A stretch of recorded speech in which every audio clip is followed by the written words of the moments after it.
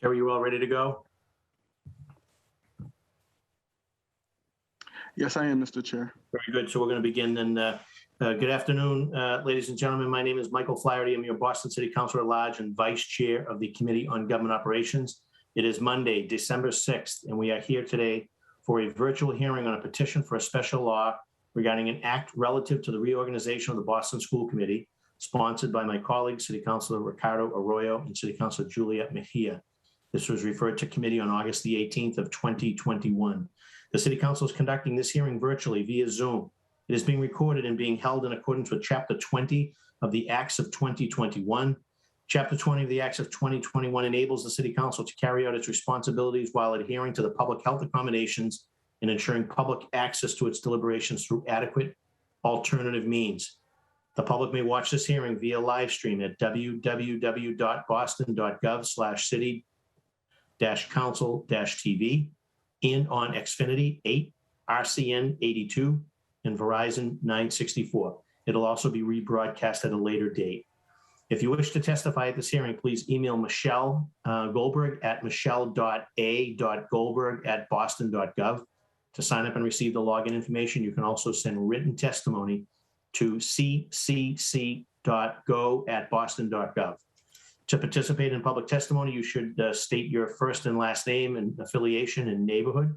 In this Zoom today, we'll have interpreters available in Spanish, Haitian Creole, and Vietnamese.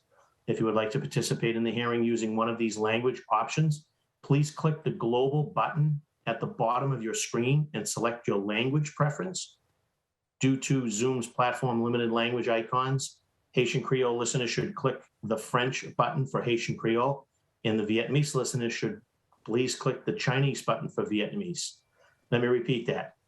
Haitian Creole listeners should click the French button for Haitian Creole, and Vietnamese listeners should please click the Chinese button for Vietnamese.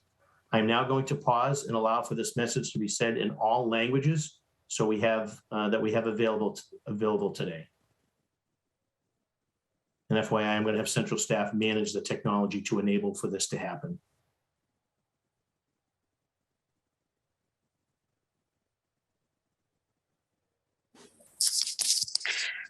Buenas tardes. Esta audiencia se va a llevar a cabo en varios idiomas. Si usted habla español y quiere escucharlo en español, va a mirar en la parte de abajo un globito, presione ese globito y escoja español. Y listo, si está llamando desde su teléfono inteligente, hay tres puntitos. Presione ahí, va a ver el globo también. Escoja español y presione finalizado. Gracias. All set? Bonsoir et bienvenue dans la rencontre ça que nous avons là après-midi et que nous avons une rencontre pour être capable de parler de choix que vous allez faire pour une série de public l'école. Donc, nous avons une interprétation qui est disponible en espagnol. Si vous avez besoin de langue espagnole, vous cliquez sur le globe blanc pour capable faire choix de langue que vous voulez. Après, vous cliquez sur le globe blanc. Ou après aller dans l'espagnol, qui c'est espagnol. Et puis pour créole haïtien, ou cliquer sur français. Pour vietnamese, ou cliquer sur chinois. Merci beaucoup parce que nous avons une langue qui est disponible en 3 langues pour vous-même en soyant dans la rencontre. Merci.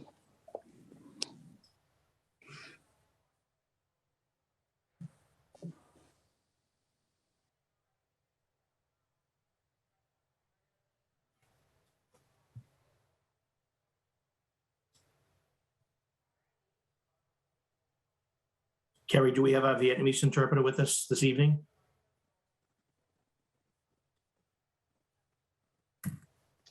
We do. I did request for Lena to unmute and she can make the statement as well, and then we'll send her back to panelists. Hi, you hear me? Yes, we can, loud and clear. Yes. Hi, this is Lena. Hi, how are you? So should I speak Vietnamese now? Yes, you can. That'd be perfect. Yeah. Okay. Hi, xin chào quý vị. Bữa nay là tôi tên là Lina. Bữa nay tôi sẽ thông dịch về cho thành phố Boston. Thì nếu quý vị có câu hỏi gì thì quý vị có thể đến lên đây để có thể hỏi câu hỏi. Xin cảm ơn quý vị. That's all. All set. Very good. Thank you, Lena. Appreciate your assistance this evening. Docket No 0899 is a home rule petition that seeks to change the structure of Boston School Committee from an appointed committee to a fully elected in 3 phases, ultimately resulting in a fully elected school committee with 13 members, 3 at-large and 9 district seats that correspond to the electoral districts for the Boston City Council in accordance with districting and residency established in Chapter 605 of the Acts of 1982. This home rule petition also outlines the terms of the members, vacancy protocols, and creates a nominating panel and respective process and timelines for nominations and vacancies until the committee becomes a fully elected body. With that said, this home rule petition is substantive and will require additional hearings and working sessions in the new council session with a newly elected body and mayor. The purpose of this hearing is more broadly, I guess, an opportunity to hear from panelists and members of the public about the proposal. There'll be more opportunities to weigh in and to discuss the specifics and the languages, et cetera. Joining us, obviously, we have 3 panels at this time. I'm going to ask my colleagues, I'm going to turn it over to the lead sponsors, ask my colleagues to be brief, obviously, in their intros, just so we can get right into it with the invited guests, the 3 panels, and then we have a long list of public testimony. So just asking everyone's indulgence on that. So at this time, I'm going to turn it over to my colleague in lead, one of the lead sponsors, City Councilor Ricardo Arroyo. And I believe Ricardo also has to read a docket into the record for someone that was invited and is not able to make it. So Ricardo, you have the floor. Thank you, Councilor Flaherty. And I believe Councilor Mejia is going to read that docket in. But I want to take a moment to thank the chair, Councilor Flaherty, for putting this together on short notice. This is the end of our legislative session. For the public who is tuning in, the last day of our legislative session is December 15th. And without Councilor Flaherty stepping up here as the chair, we would not have been able to get this hearing in. So thank you to Councilor Flaherty, and also thank you to Michelle Goldberg, our central staff attorney, who has been instrumental in putting this together. I and Councilor Mejia, along with some members of the public, have drafted what is a working living document. It is a draft. The purpose of this hearing is not to go into the framing of that document, rather, but to hear from perspectives as to what a elected school committee can do. I do believe that the results of the non-binding referendum, question 3, which was an 80% victory for an elected school committee. I believe they won every precinct and every ward.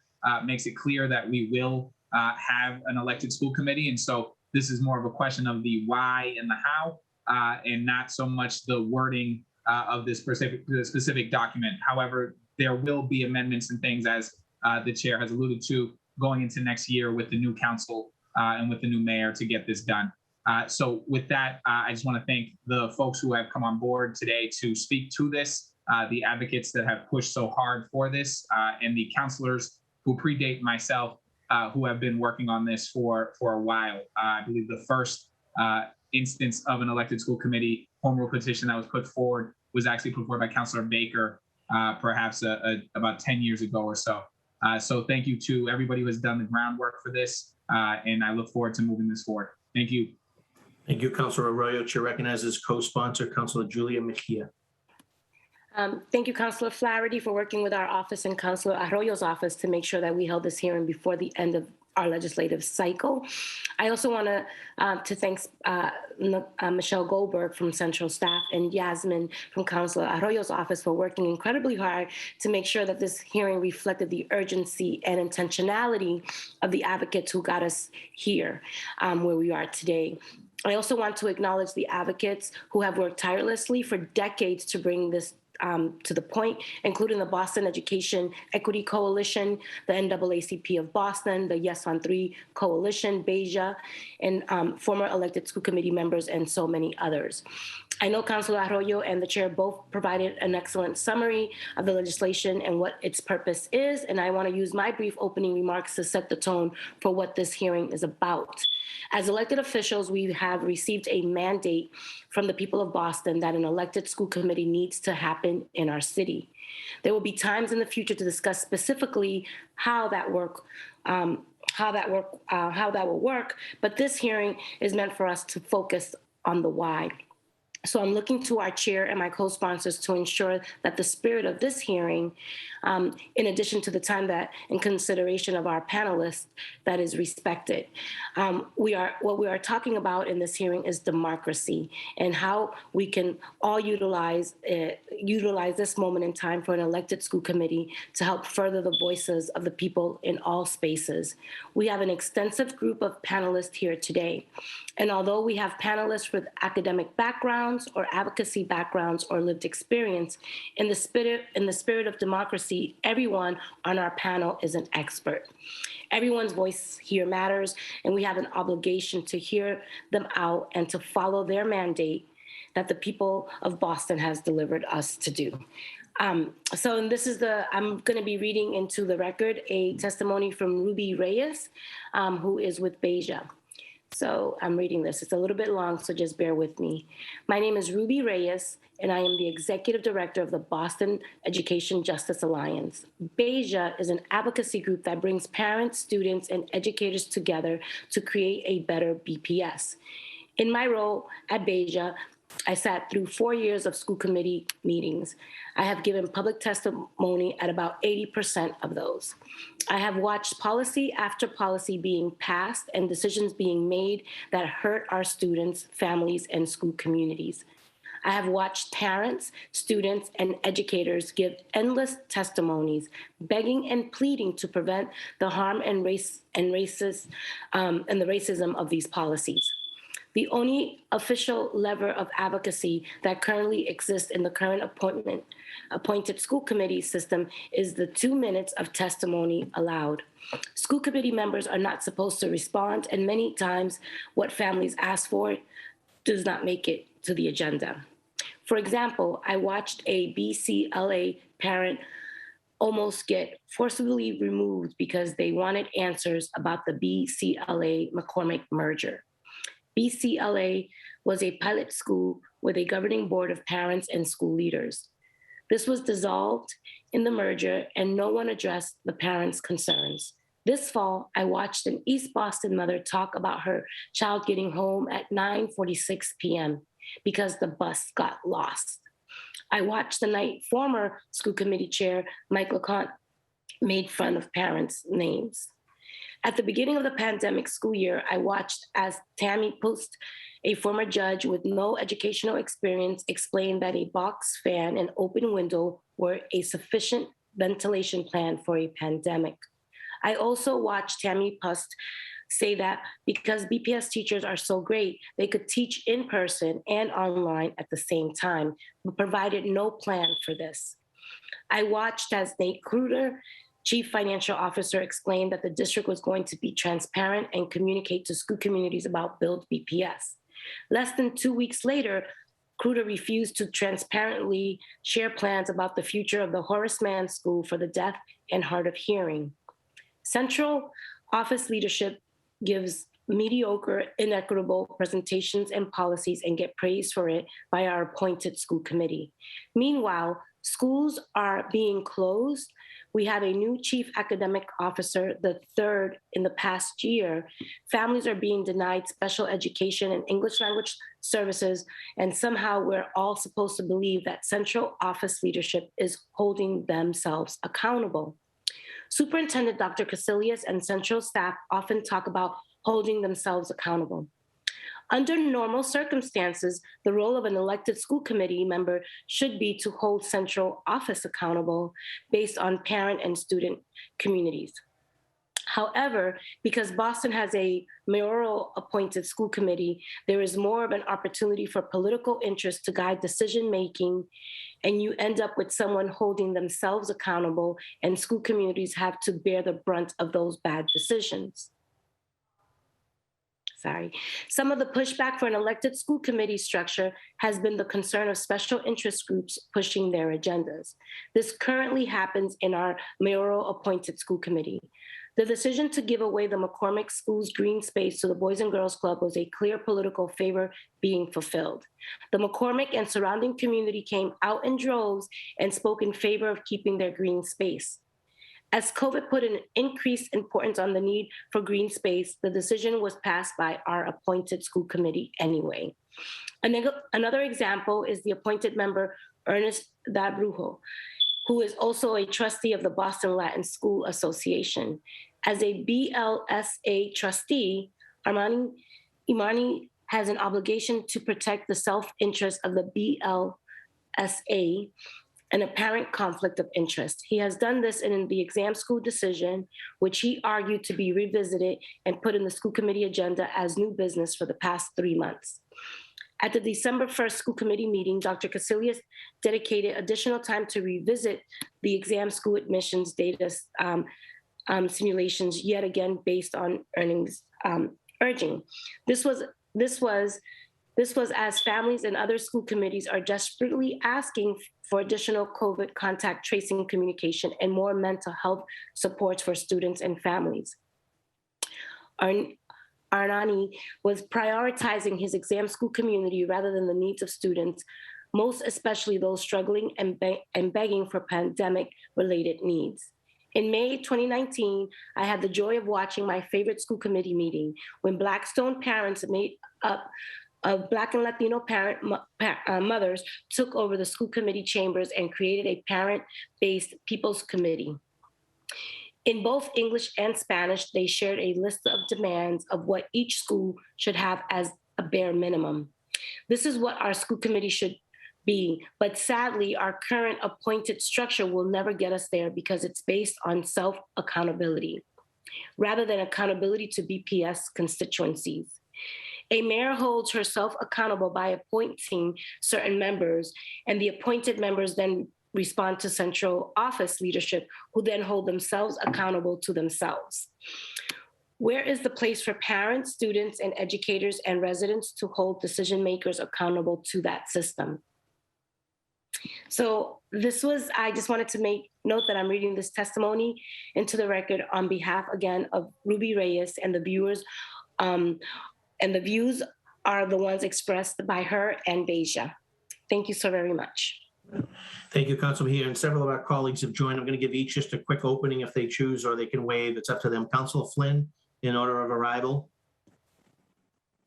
Thank you, Councilor Flaherty. I'll withhold my opening statement other than to say thank you to the sponsors. Thank you to you, Councilor Flaherty, and central staff as well for this important hearing. Just as an FYI, I support a school committee that is elected by the people. Thank you, Councilor Flaherty. Thank you, Councilor Flynn. Chair recognizes City Councilor Liz Braden. Liz, if you're with us and you feel like giving a brief opening, you can do so now.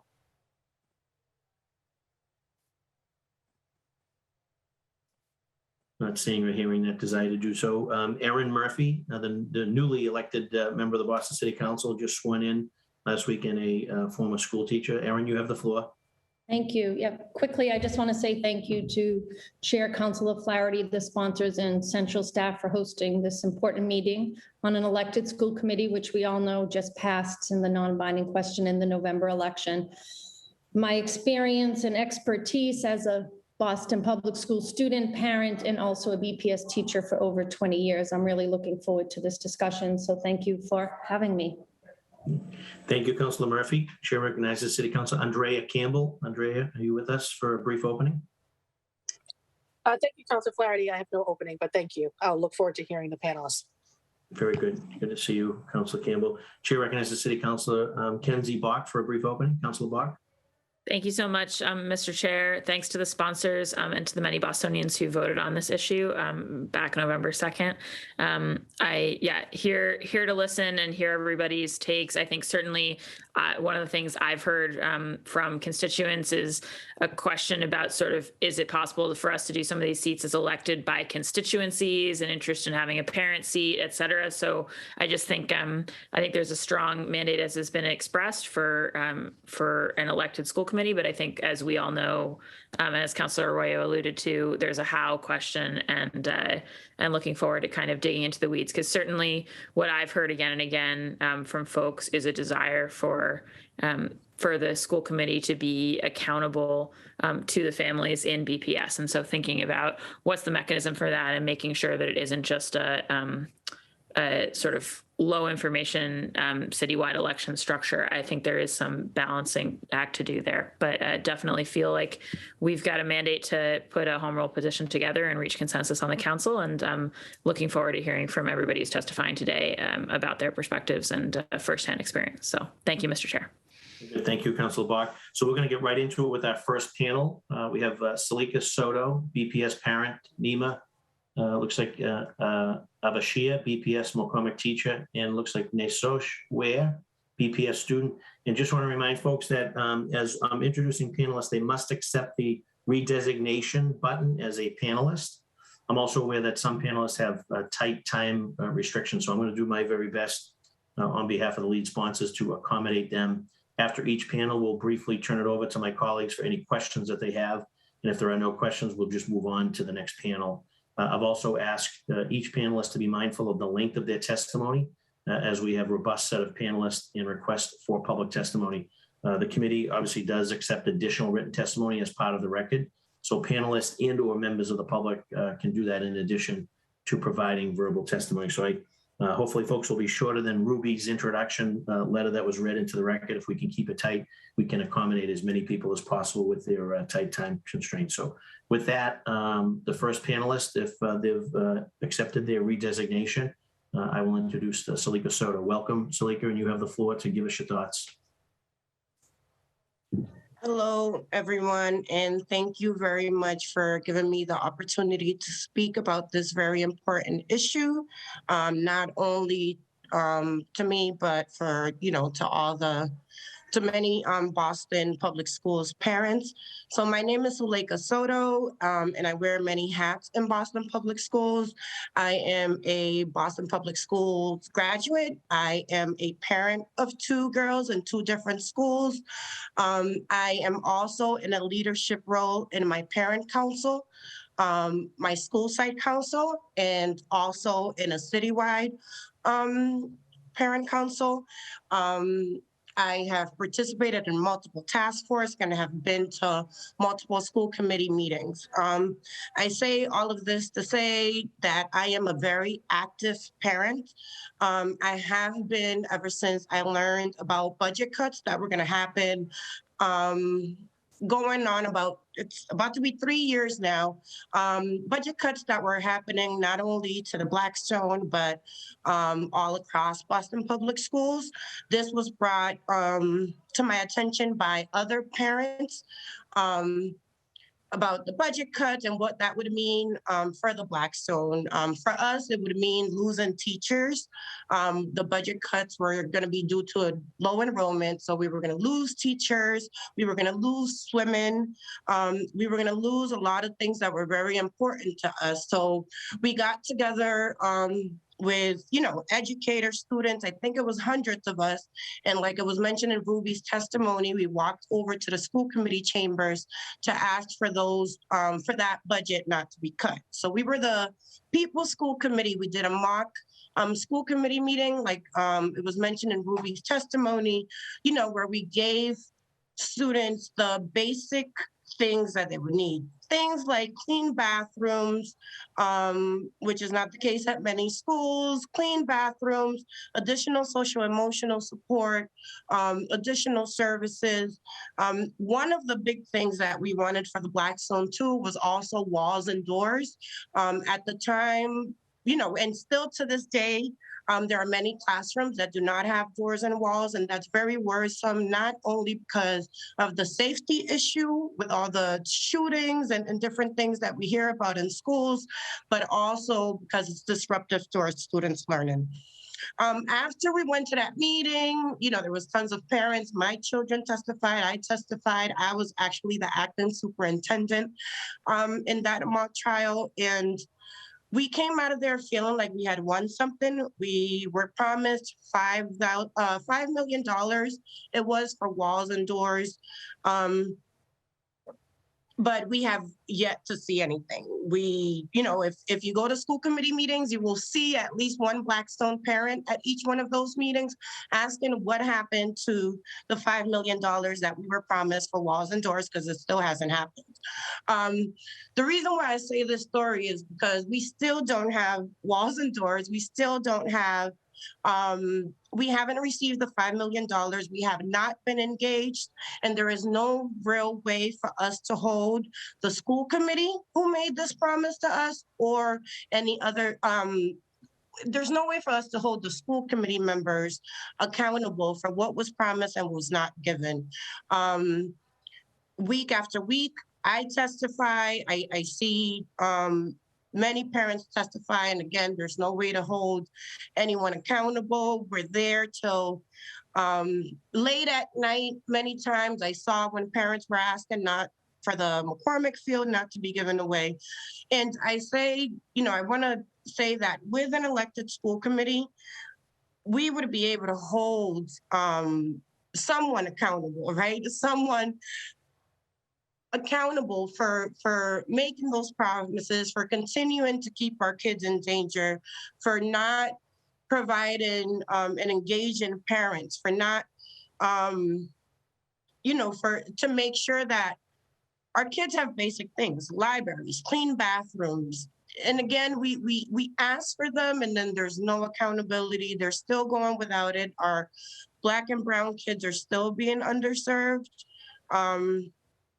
And it's important for us to be able to hold these officials accountable for the decisions that are making that are impacting our children. And these are, Black and brown children and children that deserve the best that we can give them. I've had the pleasure of meeting some of you all through my advocacy, and I plan on continuing to raise my voice, but I am not gonna lie, with this appointed school system, I feel like my voice goes unheard. And again, I can't really hold anyone accountable. I can't vote in the next cycle to say like, you guys are not working in the best interest of our students, which is what I see many times. And that's just like my personal experience. And I think that moving, if we had an elected school committee, we would be their constituency, right? They would have to work in our best interest. They would have to do what we feel needs to be done. If not, they would have been voted out.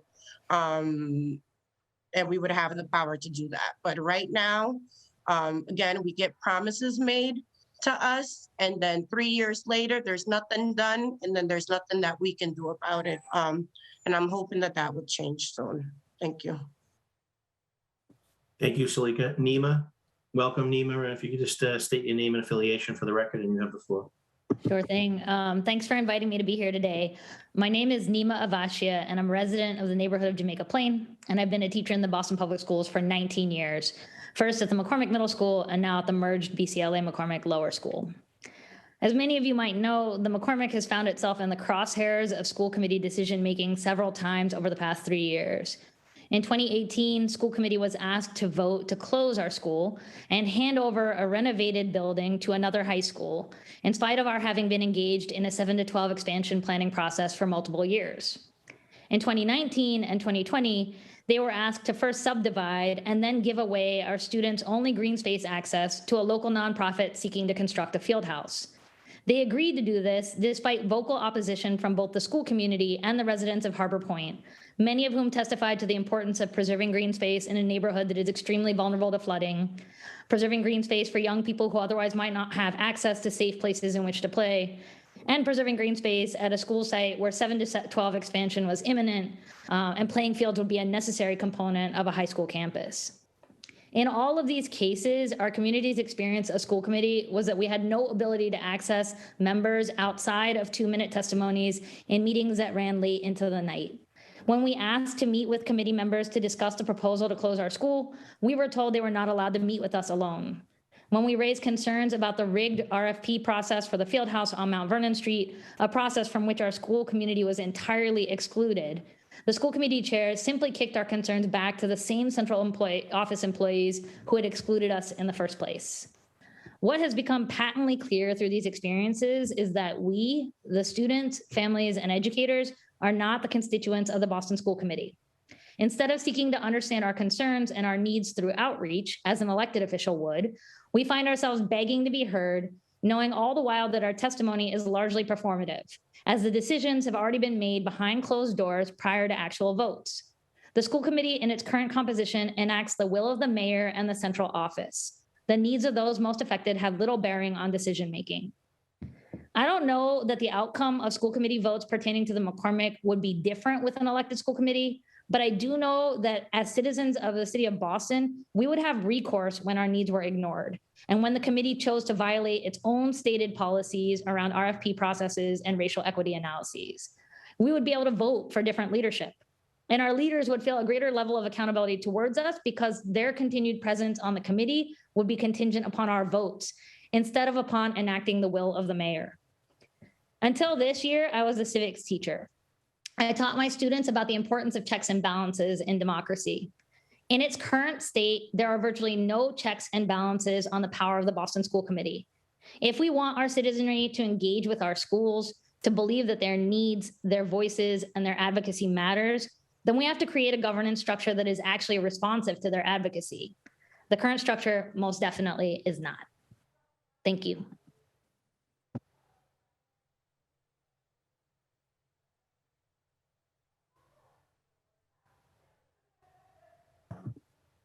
Naacp, are you on?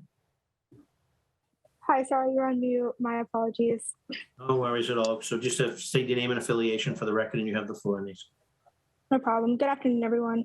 I'm Naacp Ware, a BPS senior and former Boston Student Advisory Council representative. I've attended BPS schools all of my life. I apologize for the background noise. I am in transit. However, there have been countless arguments made in favor of an elected school committee. And quite frankly, the decision should be clear. However, if it is not, allow me to yet again reinforce the many reasons the change from an appointed to an elected school committee is beyond necessary. First, an appointed school committee is inherently racist and obviously corrupt. Having an appointed school committee has allowed racist people to put their self-interest before the general public's wants and needs. Let's start with the application process that allows a nominating committee comprised of racist and conservative individuals to deny qualified candidates in order to protect and maintain their power and control. This bars progressive reformers from the opportunity to improve a system clearly built to suppress people's voice. Next is the current function of this ineffective and inefficient school committee. The standing operation of school committee has failed students, parents, and staff time and time again. I could provide you with a never-ending list of examples, but that's what Google is for. An elected school committee has already been implemented in Boston's government. An elected school committee has been proven to work well in neighboring cities and towns in Massachusetts and across the nation. Essentially, there's no question about if or how it will work. The majority of Bostonians indicated that they wanted an elected school committee on the ballot, and it is the city council's job as elected officials to make that happen. It is your duty to work with the people and for the people, and voting against an elected school committee is actively working against these people. We, the students, we, the parents, and we, the staff, deserve a voice in the government that represents us.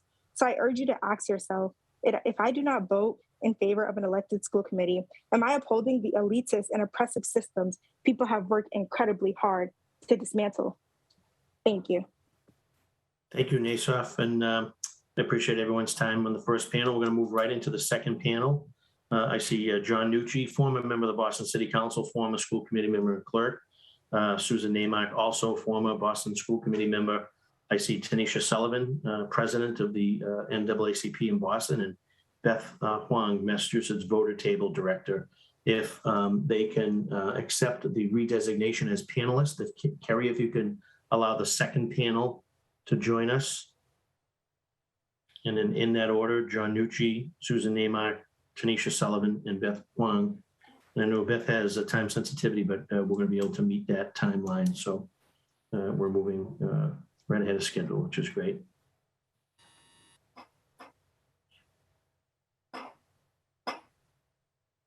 John Nucci, can you hear us? Yes, I can. Thank you, Mr. Chairman. And thank you for chairing this hearing this afternoon. I appreciate that very much. And my thanks go out to Councilors Mejia and Arroyo for their continued leadership on this issue. We appreciate that very much as well. Just by way of introduction, I am currently the Senior Vice President for External Affairs at Suffolk University. I was also the parent of 3 older now BPS graduates, all of whom are doing very well, thank God. I served as a city councilor at large, as you mentioned, Chairman Flaherty, And I also served 4 years as president of the elected school committee from 1985 through 1989. When over the years, I've been asked from time to time what my thoughts were about a return to an elected school committee and opening up that debate. And I'll admit that over the years, my answer was usually something like, well, I'm not sure it's worth having all the oxygen taken out of the room and distracting from educational issues. That all changed for me on November 3rd, the morning of November 3rd, when I woke up after the election results came in and saw the overwhelming mandate that was given for a return to an elected school committee. None of us should want to neglect that. That would be almost criminal to neglect that. And I'm so great to hear the previous speakers talking about the importance of that mandate. I'd also point out that it was a very organic mandate. It wasn't well funded. It wasn't run by a mayor's office, as the last one to go to an elected school committee was. Millions of dollars were spent, at least hundreds of thousands of dollars were spent, as were City Hall employees utilized and all of that. This was organic. This was real. This was true. This is from the neighborhoods. The importance of this really cannot be underestimated. And what is disappointing sometimes is when we talk about this debate, the critics of the elected school committee and the advocates for an appointed school committee just throw out words like corruption and patronage without really being specific. There is no doubt in anybody's mind that back in the early 70s, there was unconscionable behavior by many elected officials during the desegregation crisis. Many made careers on the desegregation crisis. They ignored the federal district court. And as a result, Boston had a very bad reputation put upon itself because of that. But stop and think for a minute that that was 50 years ago. That was a half century ago. It's not enough to just use that to condemn all the elected school committees that came before that period of time and all that served following that period of time. Patronage. There's also talk about patronage without any specificity. Let me point out that in 1987, and I was president then, the elected school committee initiated a home rule petition to send to the state to transfer all hiring authority to the superintendent and out of their hands. Why? To eliminate patronage. So that didn't happen to the school committee. That was initiated by the school committee. I can only talk with a great amount of knowledge about the period of time that I was there. I can tell you that there were many things that I was proud of. It was that elected school committee in September of 1985 that appointed, I should say, the city's first Black superintendent of schools. That was an elected school committee that did that. It was that school committee that worked, as I mentioned, to eliminate patronage by passing a home rule petition and sending it to the council and sending it to the legislature. It was that school committee that initiated and gave great support to the public comment period. And finally, and this is probably the proudest thing that I have in my career, it was that elected school committee that Judge Garrity felt enough restored confidence in to return control of the schools to the city of Boston in court orders, which coincidentally are called Morgan v. Nucci. The federal district court felt that it had restored confidence, and it cited by name myself and several other school committee presidents that came before me for their commitment and their selflessness, and that the fact that they had confidence that they would not resegregate the schools in any manner, shape, or form, at least not consciously, as the prior school committee had.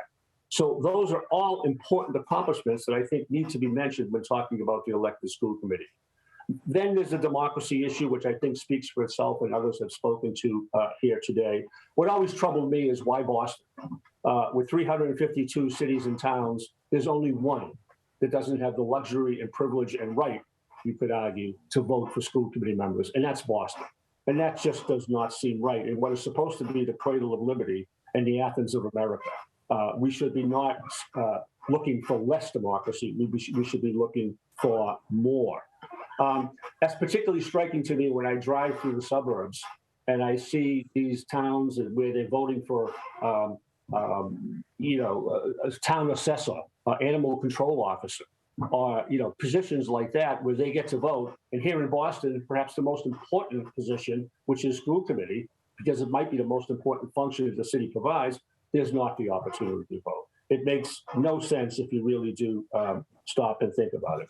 So I guess what I'm saying is that What we have to do now is listen to what the people have said and how loud they've said it. We have to let go of the past 30 years of the status quo. And I want to point out and say this as clearly and strongly as I possibly can. Advocating for this change is not a condemnation of the past. It's not a condemnation of the people who served on the appointed school committee. There are an incredible amount of people who served on the appointed school committee who are selfless public servants and put long hours in and deserve our thanks for that. This is not about condemning them. I think of people like Michael O'Neill and Hayden Coleman, people I consider my friends. We should not be here, and I don't think we are here, to condemn them. But perhaps it's just time for new eyes and new hands to look at the school committee problems, look at the school system problems, to become more responsive. I heard the student say earlier, and she was absolutely right, that elected school committees, and I can tell you because I was one, we had to be responsive. We had no choice. We could not ignore people who were calling us with issues and problems and requests. We had to plug them into the system and have their issues resolved. We had to be responsive. So I think, we should move forward. I think we can bring this city together through this process. There's much ahead of us, as has been said. The how, what's the structure, what does it look like? Let's get everyone around the table. Let's get to try to work together. Let's make this a healing process, not a divisive process. And let's move into the next chapter for the Boston School Committee. Thank you, John, and well said. Appreciate your time and attention, and stick around if we have any other questions, that'd be great. Susan Naacp. Susan, are you with us? Yes, I am. See you, long time no see, and welcome. Thank you. Yes, so my name is Susan Naacp. I live in Jamaica Plain, and I served on the appointed Boston School Committee from 1997 until 2005, and I'm here to share my support for returning to an elected school committee. So I have to say, when Boston went to an appointed school committee in 1991, I was a parent of 3 children who attended Boston Public Schools, and I was active in their schools and in parent organizing citywide. And I applied to serve on the school committee because at that point, there was no parent voice at all represented on the school committee. And so I'm speaking from having been on the inside for 8 years, and then I've stayed involved in other ways with the school since then. And there's a few reasons why I support the return to an elected body. I mean, one obvious one is we have a mandate. When 80% of voters, voted for this, we need to listen. You can't be much clearer than that. And, when I sat on the appointed school committee, there was much more of a gap between who voted and who used the public schools. I think that another panelist is going to speak to that in terms of the data around that. But back then, I was not personally confident that an elected school committee would adequately represent the families who use the schools. And that gap between voters and BPS users has shifted a lot over the past 30 years. As Councillor Edwards was quoted in the Boston Globe last month when she said, we're more informed as an electorate than we've ever been before. And if you look at the makeup of the city council, it's pretty concrete evidence that the electorate is more closely aligned with the city's population than it was in 1991. But then an equally important reason why I'm supporting a return to an elected school committee is about voice and engagement and democracy. When I was on the school committee, I visited dozens of schools and met with parent groups all over the city. And since my term ended, I've been active I've been a trainer for BPS educators as well as at UMass with teachers in training. And what Ms. Soto spoke to earlier is a recurring theme over all of these years, which is that families don't feel heard. And when we look at the persisting racial achievement gap, I think that the fixes have as much to do with voice and trust as they do with pedagogy. Everybody wants to fix it with new curriculum, but I think it's really about the culture and the lack of trust in the system. And under the appointed school committee, there's, as people have already said, there's just not the same accountability to constituents that builds that voice and trust. I appreciate that the City Council is going to work out the details to be determined of what that elected school committee would look like, because that process of bringing other people into deciding how it's going to work is the modeling of what needs to happen in terms of including people. When I served on the appointed school committee, I was constantly frustrated that we were not doing the things that we know work to engage people, and specifically to engage people who've been disengaged, low-income Black and other people of color and new immigrants. I took the lead to organize community forums on behalf of the school committee in 2001 and 2002. And I got the okay from the school committee to do it, but I also heard from a number of my colleagues and senior school department staff, why would we set ourselves up to be yelled at for 3 hours? And there was, a bit of that mentality. So we had these community forums to get input on policy decisions that were in front of us. And we did the things that we all know engage people. We reached out personally to grassroots groups and youth groups and neighborhood groups and parents, and we had childcare and translators. And we set up the forum so that everyone had a chance to talk and listen to each other.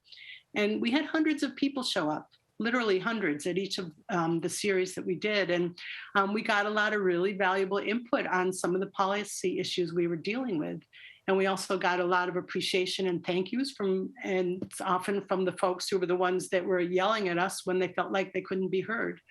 But this level of input was not the norm, and it still isn't for the appointed school committee.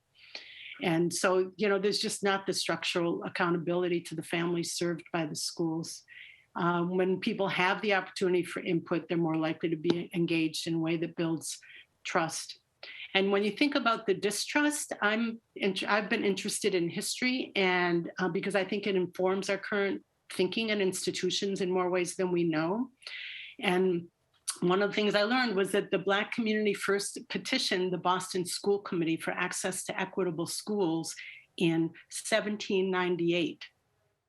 And again in 1800 and several times in the 1840s, and every one of their petitions was rejected. And so when you think about it, the Black community in this city has been organized for a long time and not listened to. It took more than 175 years to get a federal court ruling to make any kind of change. But that history gets lodged into the culture and into the institution and into the thinking. And I think that, it's undermined trust of the system for lots of generations. And so I just want to end with a quote that I think is from Peter Senge, who says, "Change moves at the speed of trust." And I think returning to an elected school committee is a critical piece of building that trust, in our school system. And it by itself, it's not going to fix all the problems of our schools, but I think it's a critical piece of the equation. Thank you. Good. Thank you very much, Susan. And welcome back, Tanisha Sullivan, President of the NAACP Boston. It's good to see you, Tanisha. You have the floor. State your name and affiliation for the record. We all know you, but just in case. Good to see you as well, Chair Flaherty. Thank you, and to the members of the Government Operations Committee, thank you for convening this hearing. I am Tanisha Sullivan, resident of the Hyde Park neighborhood of Boston, president of the NAACP Boston branch, and former Chief Equity Officer for the Boston Public Schools. I also want to take a moment and thank both Councilors Arroyo and Mejia for shepherding this issue through the City Council. It's a critical issue to the city, and greatly appreciate their partnership and diligence. Nationally, the NAACP is the oldest civil rights organization in the country, and the Boston branch of the NAACP, being the first branch in the national NAACP, is one of the oldest civil rights organizations in our city. We are a founding member of the Boston Coalition for Educational Equity, which is a group of stakeholders from across the city committed to the restoration of an elected school committee, and also a leader on the school committee ballot question initiative this year. Certainly, the fact that a very simple question, should the current appointed school committee structure be changed to a school committee elected by the residents of Boston, the fact that it won affirmation in every precinct across our city with over 99,000 votes speaks volumes to the desire of all Bostonians for this right. Now, we may not agree on all matters of public policy in this city. Indeed, it is a rare occurrence when we do. But when we do agree, it is imperative that we act, and that we act expeditiously. While the NAACP did not agree with the dismantling of the elected school committee in the early 90s, I'm not going to spend a lot of my time talking about the past. I also want to be clear, similar to John, that our position is not about individual school committee members. The fact is we have deep respect for many school committee members, past and current, appreciate the work that they have done, the work that they are doing, even when we disagree. But for us, this is really about a structural matter. This is not about individual school committee members for the NAACP.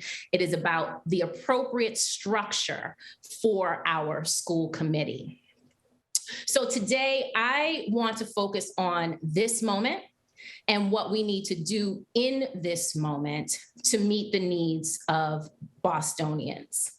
As a basic starting point, we believe there is no greater issue, no greater responsibility that we have in this country than protecting and defending our democracy and democratic principles.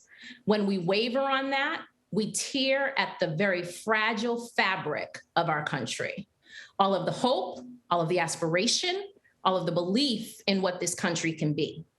There is simply no small issue when it comes to protecting democratic principles. And protecting our voting rights is one of the most freedom-minded, justice-centered acts we can take. That is one of the reasons the voting rights debate, of course, has captivated the attention of so many across our country. And our nation is in fact paralyzed on this issue. We all know what's at stake. But here in Boston, Bostonians have clarity. As we are watching from thousands of miles away, many of us deeply concerned with what we believe is an attack on voting rights in some pockets of our country. On November 2nd, 2021, voters in Boston held a mirror up to ourselves and clearly saw our own limitations on the issue of voting rights. And it is imperative that we remedy what is a stain on democracy here in our city. Again, I'm not interested in relitigating the issues from the 80s and 90s, primarily because I believe we are fundamentally a different city today than we were then. But I am very mindful that we will all be judged on what we do today based on who we are today. So our country, our Commonwealth, our city, we strive to embrace and to embody the principles that Lincoln spoke about in the Gettysburg Address. Fundamental democratic principles that advance government of the people, by the people, and for the people. And what that means for us is that in every aspect of government, we should be actively seeking ways to put decision-making power directly into the hands of the people. Additionally, we should consistently look for opportunities to remove structural barriers to participatory governing. Appointed school committees are barriers to a full democracy, period. Whatever the reasons may have been in 1991, there is no compelling rationale for maintaining that structure today. To the contrary, justice, freedom, and equality require that we act expeditiously to restore the elected school committee in Boston. And so the NAACP Boston branch strongly urges the City Council to support an HRP restoring the elected school committee here in the city of Boston. Thank you. Thank you very much, Tanisha, for joining us. Beth Wong, who's the director of Mass Voter Table, good to see you, and welcome back as well, Beth. Great, thank you so much. My name is Beth Wong, and I'm the director of the Massachusetts Voter Table. We're a statewide coalition that advances civic access, engagement, and representation to increase resources and power for people of color and working class people. It's a pleasure and honor to join you today in testifying about this important issue. We believe that ordinary people should have a say in the decisions that impact our lives. And that's why we support restoring an elected school committee in Boston. As Tanisha said, as Susan, as John said, we are a different city today. Boston has changed considerably since 1991. The city is now 54% Black, Indigenous, and people of color. the voters are now 46% BIPOC, and the student body is overwhelmingly BIPOC at over 4 in 5 students in BPS. We need a governance structure that is responsive and accountable to the needs of a majority BIPOC city and an overwhelmingly BIPOC student body. This year, our partner organizations in Boston overwhelmingly supported the Yes on 3 ballot initiative. We contacted over 20,000 unique voters through 29,000 door knocks and 840,000 phone calls. While we talked to voters ahead of the election, we heard remarks about how this issue is a total no-brainer. We heard stories from parents who expressed a desire for more accountable decision makers in our public schools. One argument against the elected school committee was that school committee could become just a stepping stone to higher office. However, understanding the needs of students, parents, and educators in the community seems like a very good qualification for candidates for higher office, certainly not a problem. Currently, this appointed school committee centralizes the pipeline for civic leadership through only the mayor's office. People who are directly impacted by many racial and economic inequalities must have a fair shot at running to address these problems in Boston public schools. In nearby Chelsea, trusted community leaders have become elected school committee members and have very capably represented the everyday needs of students, parents, and educators. This was especially important to address the challenges borne by the pandemic, especially issues like student mental health. We have a deep bench of community leaders in Boston who are ready to do the same here. 99,000 voters across the city supported an elected school committee. This clear consensus from across the city warrants immediate action. At the Massachusetts voter table, we support a home rule petition, and we will work with partners in Boston and our network across the state to restore the elected school committee. Thank you so much for this opportunity to speak, and I'll turn it back to the chair. Thank you very much, Beth, for participating with us. And that was obviously a very informative panel, John, Susan, Tanisha, and Beth. So I appreciate your time and attention to this issue. And as mentioned, there'll be at least 1, possibly 2 working sessions and a follow-up hearing at some point. So your input will be much desired and needed. And we'll move right into the third panel right now to Jonathan Collins and to Domingo Morel. If they could accept the redesignation as a panelist, and Kerry can facilitate them coming on. I know that Jonathan has a time-sensitive issue.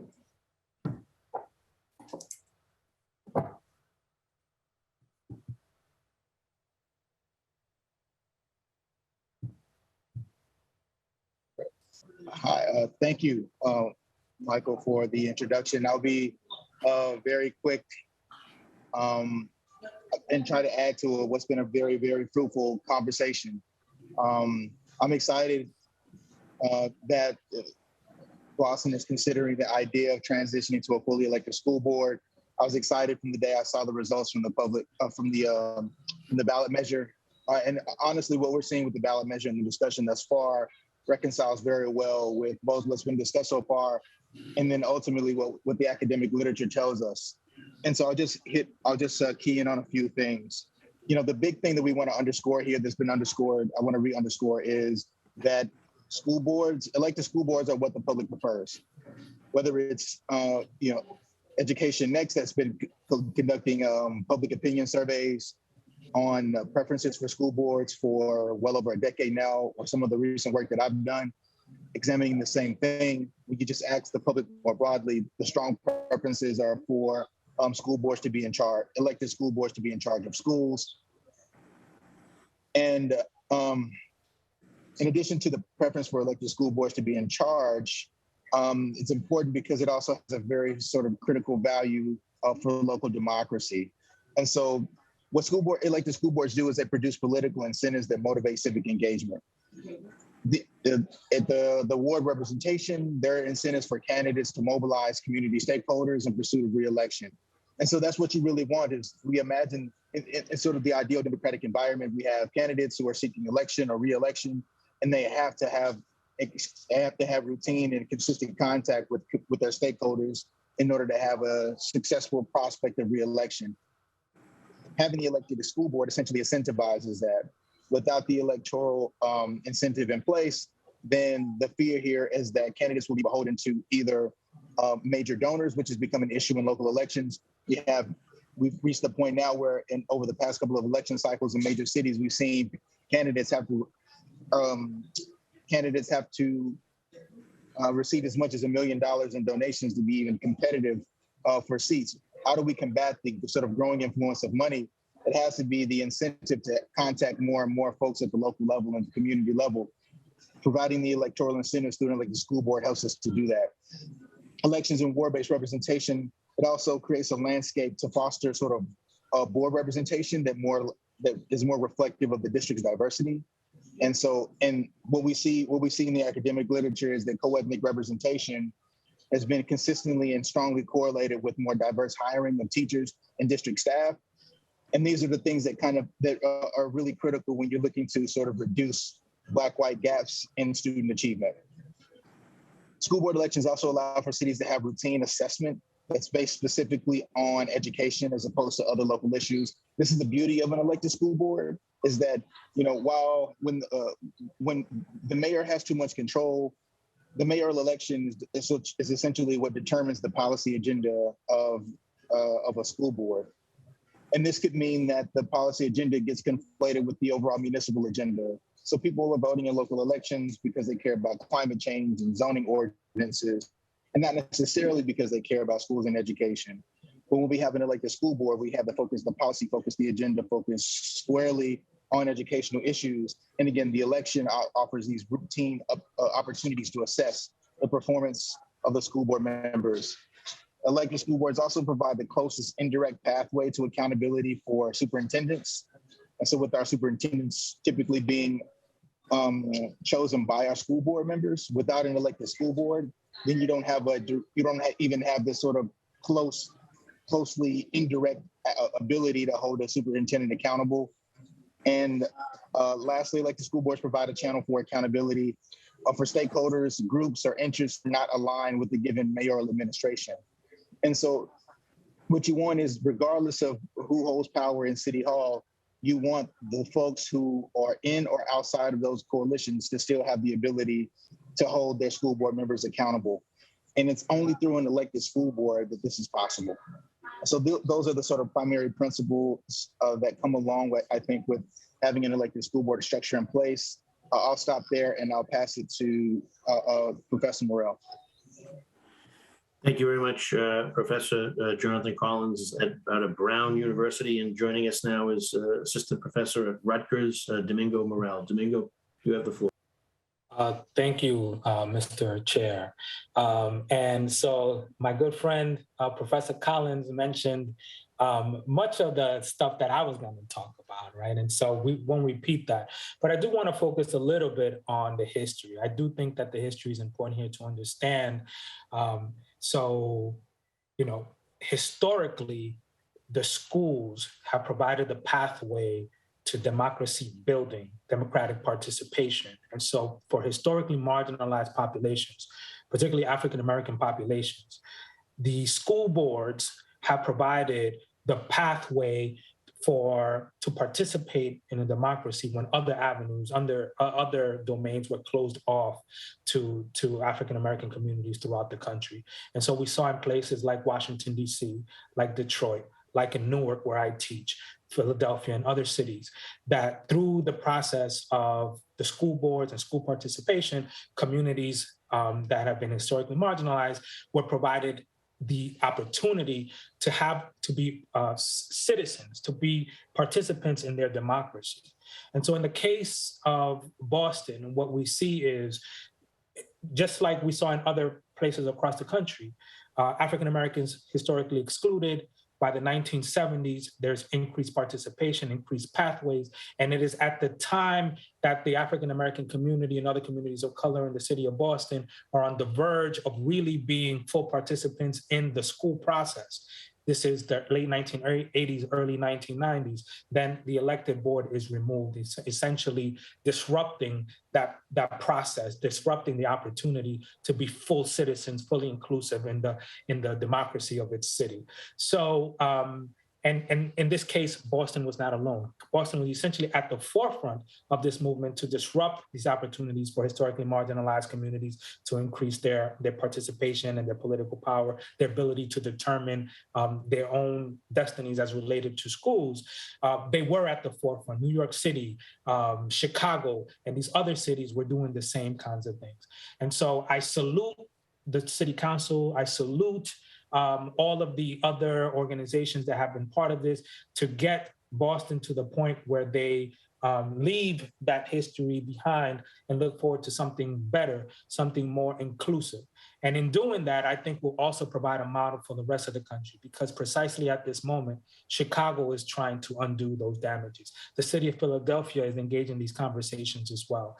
And so I think by doing what you're, on the cusp of doing, you will provide a model for the rest of the country to follow as well. And so I'll just leave it at that. Thank you.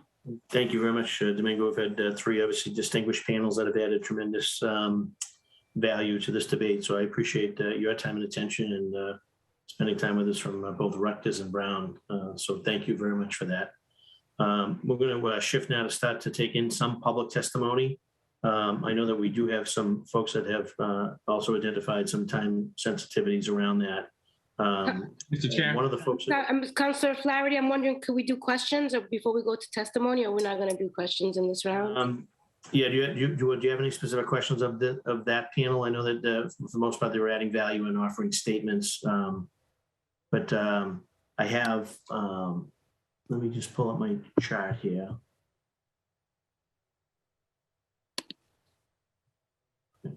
Councilor Arroyo, do you have any questions of Professor Collins or Associate Professor Morel?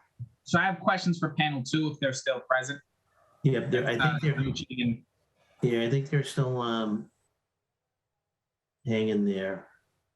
Kerry, you have the ability to grab the second panel.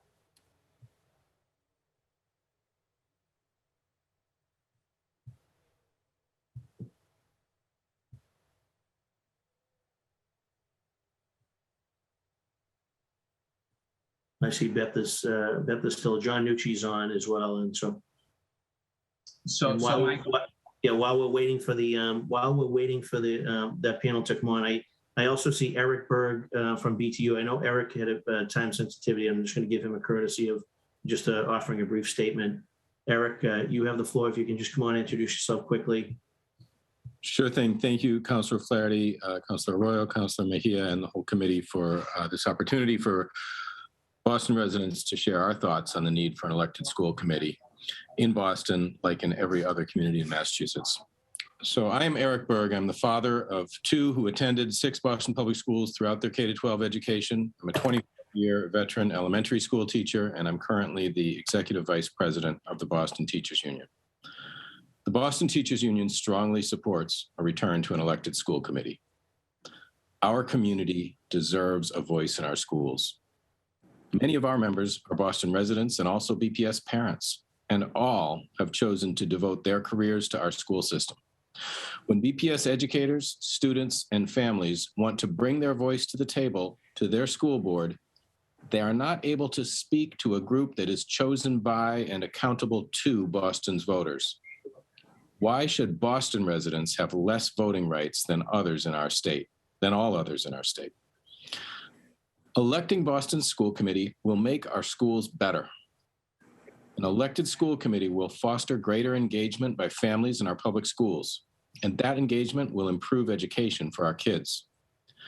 Democracy and local voice are the cornerstone of American public education. An elected school committee won't guarantee equity, opportunity, and achievement, but it is a necessary first step.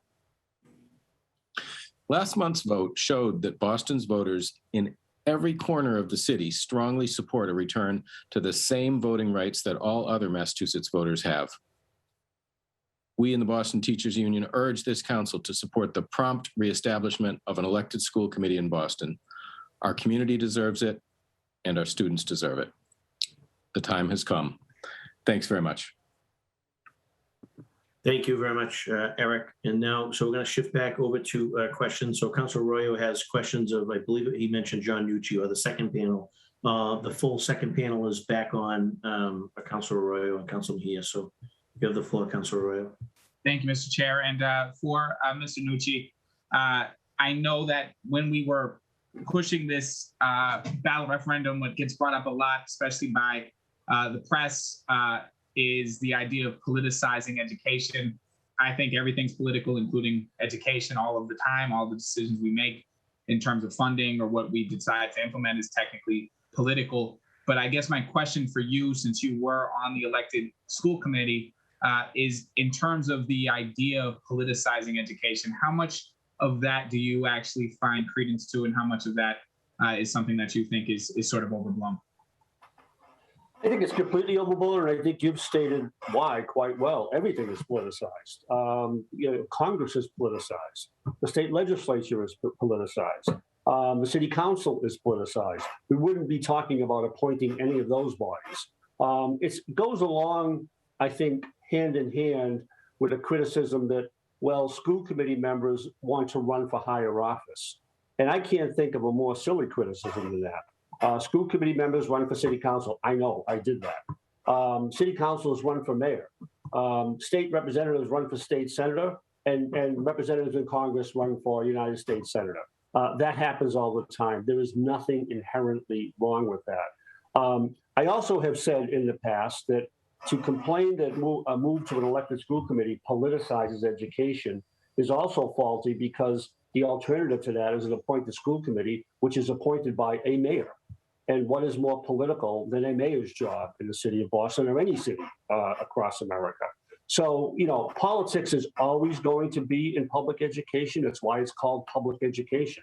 If politics is listening, if politics is being responsive, if politics is reacting to what people are telling you that they think is wrong with the Boston Public Schools, then sign me up for politics any day. I appreciate that answer. In terms of one of the things that, I've had concerns about myself as a counselor is the conversation about district towards at large. I know as a district counselor, when it comes to BPS, I actually am big on advocating for the school system as a whole, because as somebody who grew up in Hyde Park, I've never actually gone to a school in the district that I am in. I've gone to the Sarah Greenwood, I've gone to the Timothy, I've gone to the O'Brien. And so I recognize that for many of my constituencies, they are dependent on me fighting for not just the schools in my district, but citywide, because they're going to schools all over the city, whether it might be a Hyde Park student who's in Brighton or a Mattapan student who's in Roxbury. But I think the question for me to you, Mr. Nucci, and also Ms. Neymark, you may have some feedback on this too, is what are the benefits that we might see from a district, and I am a district counselor, but from a district school committee member, as opposed to having a body that's comprised entirely of citywide representation? I think the accessibility is key here. I served, strangely enough, I served as both a district member of the Boston School Committee and as an at-large member. I ran for at-large halfway through my period of time. So I saw it from both sides. I think the advantage of a district member of a school committee is that parents have more access to you. They can find you more easily. They know where you live, all right? And I'm sure you come across that as a district city councilor. You're never off the clock. So yeah, the accessibility is certainly, I think, increased with the district members. The advantage, however, of an at-large member is you have a more global view of the situation. You are responsible for the entire city voting for you, and you're subject to the entire city voting for you. Thus, you have to have a more broad view. I think that the majority of the composition of whatever school committee we wind up with should be predominantly district. I wouldn't say it's necessarily a negative to have at-large representation as well. I think from both perspectives of both councilors, district and at-large, what's important that those members, while they remain accessible to the people who live in their district, that they take a broad system-wide view. Otherwise, parochialism creeps in, and perhaps we wind up with a decision-making process that is not as pure as it possibly should be. Yeah, I'd like to chime in on this, Ricardo. I agree with everything John Nucci said. I would want to see at least some district seats. Because, you know, I often think about if I had to have run for school committee, would I have done it? Probably not. I was raising kids, working full time, and then, you know, launching a campaign. So how many people are we leaving out from the possibility of representing who care, but would have to launch a citywide campaign? You know, the effort that takes would just exclude a lot of people who I think would be good voices. So I would just add that thought to the ones that John mentioned around district versus citywide. And then if they are district, then it's up to the body as a whole to wrestle with, well, what does this mean that our kids are going to schools in our different districts? So that would be the responsibility of the committee itself to sort out, you know?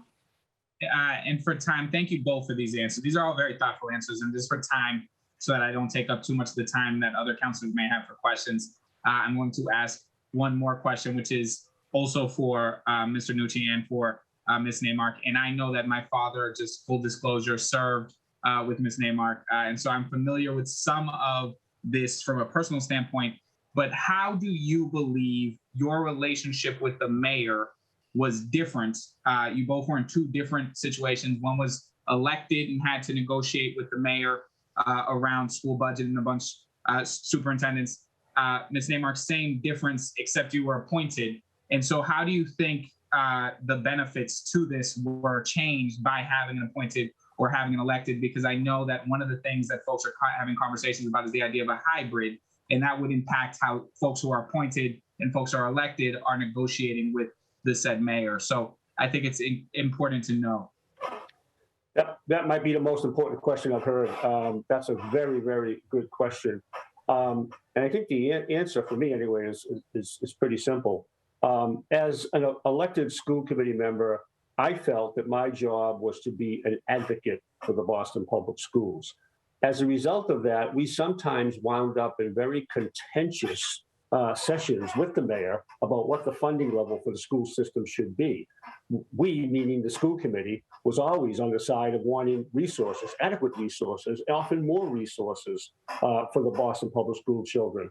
So there was that creative friction that existed between the elected school committee and the mayor's office. If the school committee did not think that the school system was being adequately funded, there was some tension. There was some negotiation back and forth.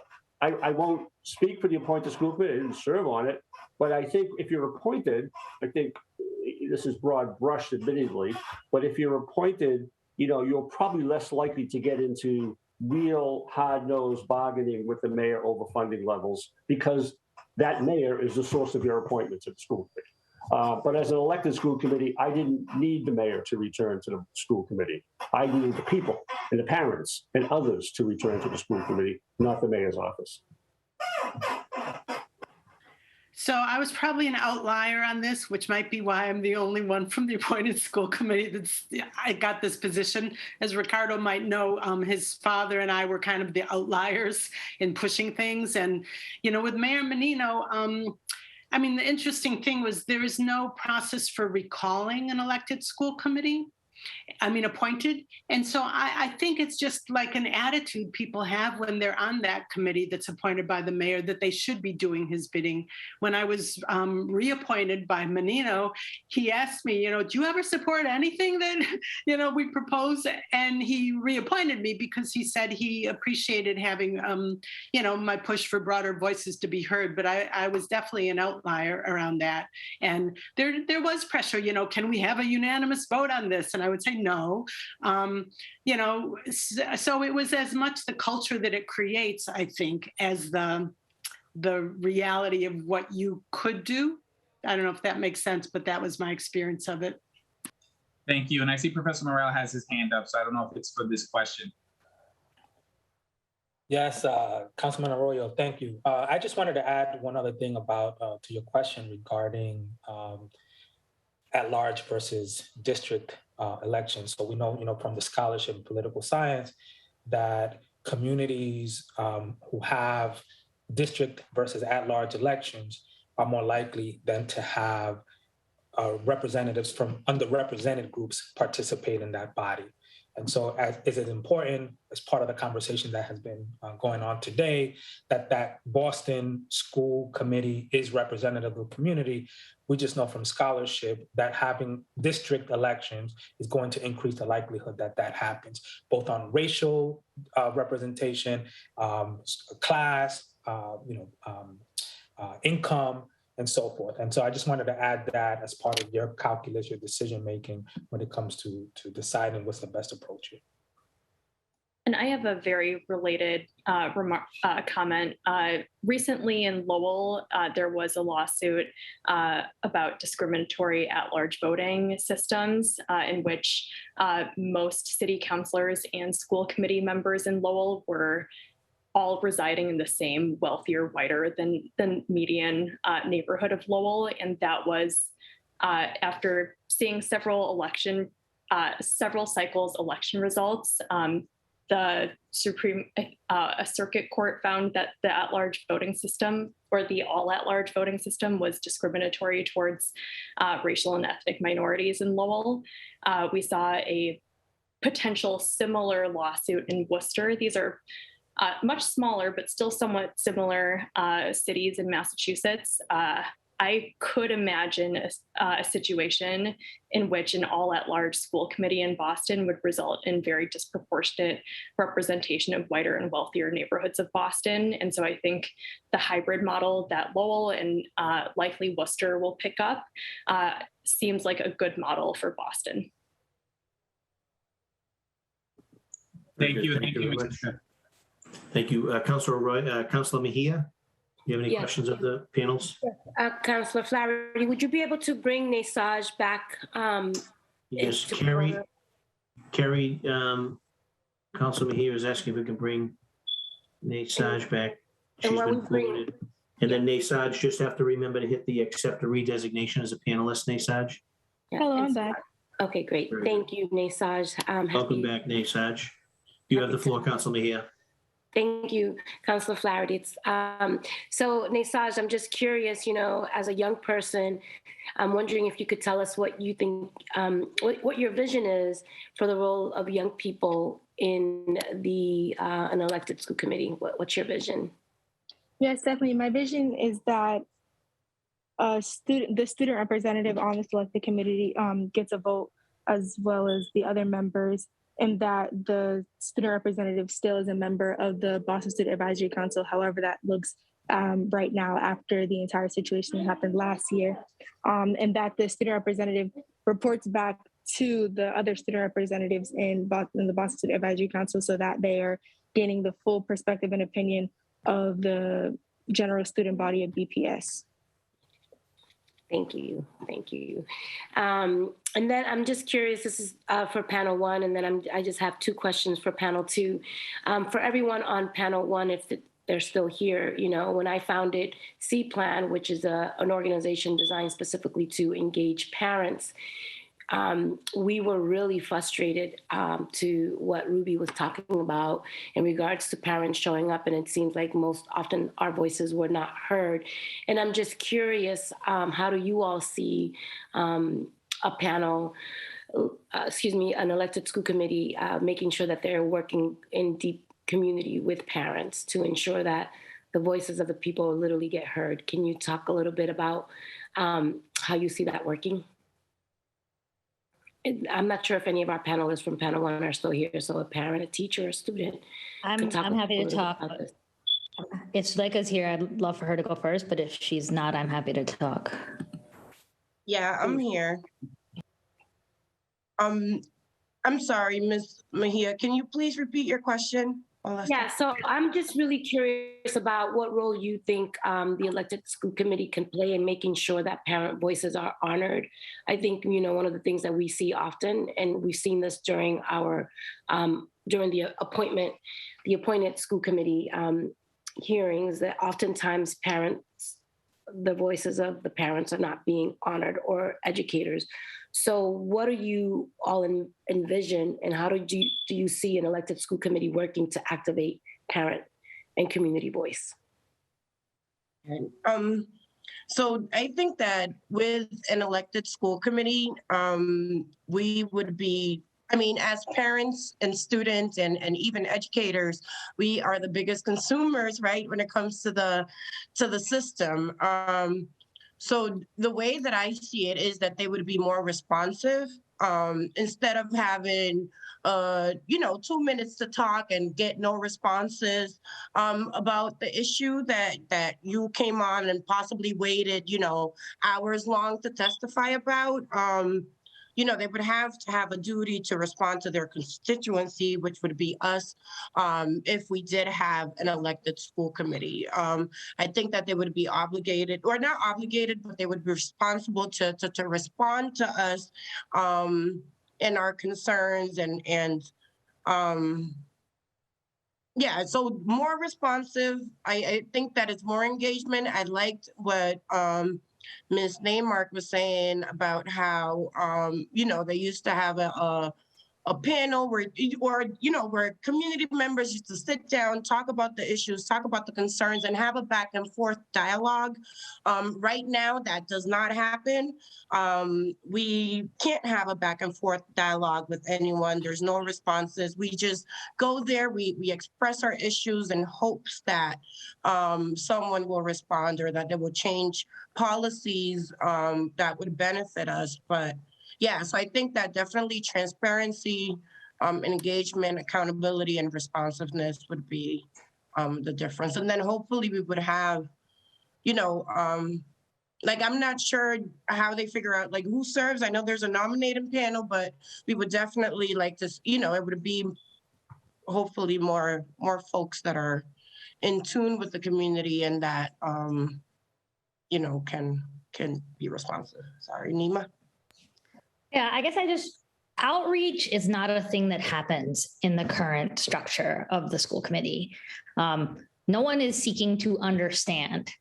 If you want to be understood, you go to school committee, you wait for God knows how long, you cry and bleed in front of people who sometimes are on their phones, sometimes are on their laptops, sometimes aren't making eye contact. And then you hope that something that you said landed, and maybe you'll see something a couple weeks later reference to it. The idea that members of the committee would actually go out into the community to understand the issues before voting is not a paradigm that currently exists. The decision to take away the green space from the McCormick was made, and there was never a moment where all of the members of the school committee came out to see the green space, to talk to the students, to talk to families, to be like, what are the impacts of this happening? If we do this, what are the consequences going to be for the young people at this school? I would hope that in a changed model, outreach would be at the core of the job description. That the very, very fundamental basis of being on the school committee would be that your job was to seek to understand in making decisions. And that seeking to understand means you leave your house, you leave your office, you go to the place where people are impacted and you listen deeply to them. Instead of expecting that the way that people share is by showing up at your meeting that happens at the time of day that you set, that happens on the parameters that you decide, and that if you go over, people call a police officer to take you out of the room. Which we've seen happen, right? The entire paradigm is not a service-oriented paradigm, a constituency-oriented paradigm, an understanding paradigm. It's a paradigm where it's come and cry and we'll decide. Yes, thank you. Thank you for that. I see that Jonathan has his hands up, and I would like to encourage some of our other panelists to chime in. I know I'm not the facilitator of this, but I just wanted to encourage that, we really do value your expertise and your time here. And I just wanted to make sure that, because I see your hand up, wanted to call on you. And then I do have one more question for Tanisha. Go ahead, Jonathan. I just thank you. Thank you. I just want to chime in very quickly to make it clear that, what we do with elections are different from what we do with board meetings. And those are two different obstacles that we have to confront. On the one end, increasing the electoral capacity of the board, it changes the nature of how people campaign for it. It changes the nature of how people pursue opportunities to be a part of it. It doesn't necessarily change the dynamics of the meeting every month. that's a different type of reform that then this newly constructed board will then have to sort of work through. But I think so what we have to do is we have to go in with very clear expectations of what this does and what this will accomplish and what it won't accomplish. You know, an elected school board, again, is great because it increases the opportunities for contact between people in their sort of everyday communities and then the representative who makes decisions on their behalf.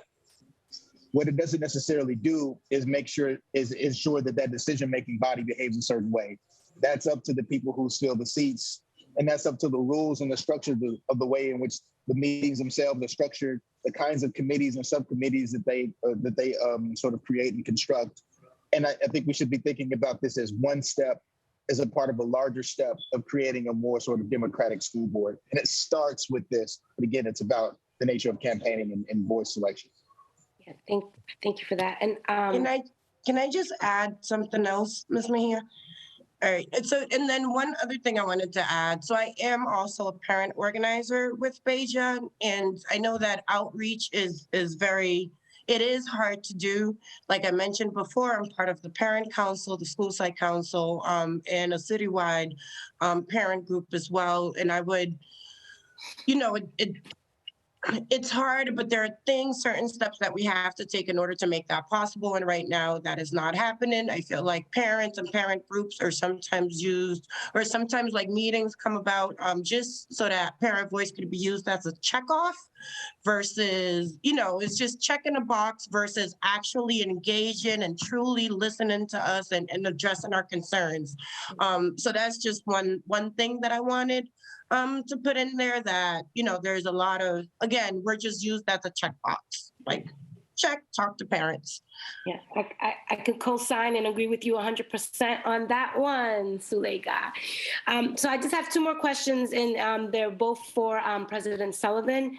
One is if you could help our those who are tuning in understand how this particular issue is a voting rights issue here in the city of Boston.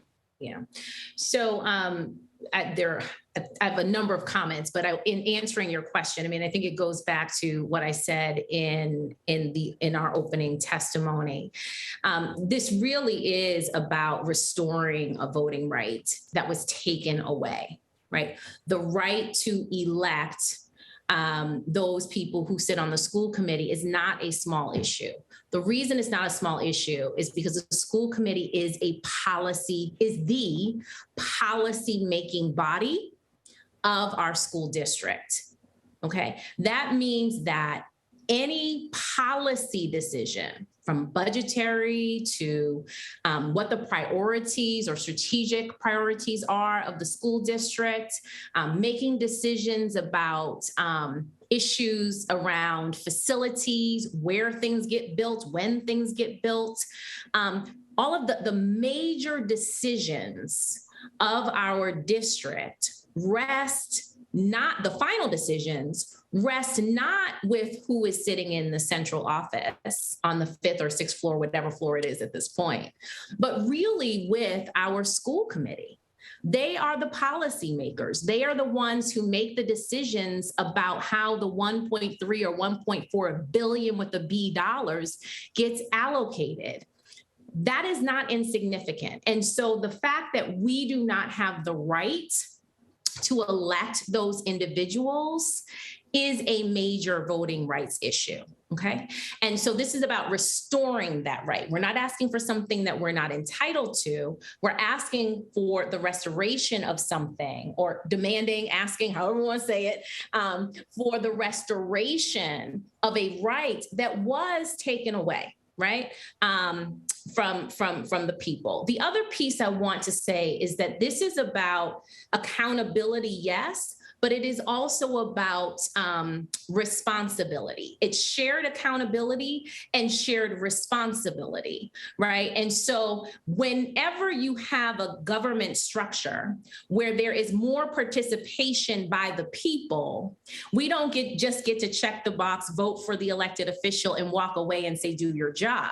It actually brings about more responsibility on our parts as residents, as citizens, to actually get in there and to support the work and to have shared responsibility so that we are then in a position to hold elected officials accountable. The last piece I want to mention and really want to emphasize what Dr. Collins just said, it is critically important that as we start to open up this conversation, that we are very clear about what an elected school committee will accomplish and what it will not. The elected school committee in and of itself doesn't just make all of the problems go away. It is rather a structure through which we are able to wrestle in a more engaged way, hopefully, with the policy issues and the challenges that are already there. So I do want to make sure that we as a city understand that again, that goes back to that shared responsibility. Who we elect will matter. That will matter in terms of the engagement that parents and educators and other stakeholders are talking about. An elected school committee in and of itself does not necessarily make for a more engaged school committee member. Thank you for that. And just one last question as we're talking about accountability and voice. I'm just curious, it's hard to ignore the significance of pushing for an elected school committee, specifically to help support and ensure that the voices of Black and Brown families are heard.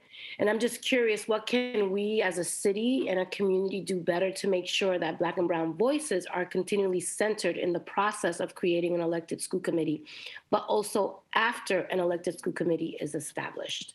Yeah, so this is a critical question. I think that we absolutely need to ensure that we have a structure of engagement that, again, this is that shared responsibility. I don't believe that it is solely the responsibility of the city council to create those spaces for this dialogue. I actually believe and hope that we will do this in partnership, both documented official hearings that are led by the city council as we work through structure, but also that we are actively engaging community-based, neighborhood-based organizations to co-convene some of these conversations to ensure that all voices are heard, so that we get the best structure out of this, right? So that's one. The second is I also want to mention this district versus at large. And this is an important issue. And to Beth's point, we have to be very mindful of kind of the legal landscape that's already out there in Massachusetts on this question. Representation and the structure of representation will matter. And so making sure that, that we are thinking about the district vis-a-vis the at-large. But as we're doing that thinking, again, I would caution us against looking at our current city council and saying, we have no problem electing a diverse at-large city council cohort because we've had one for the last 2-3 cycles. I encourage us not to do that because that's individual driven.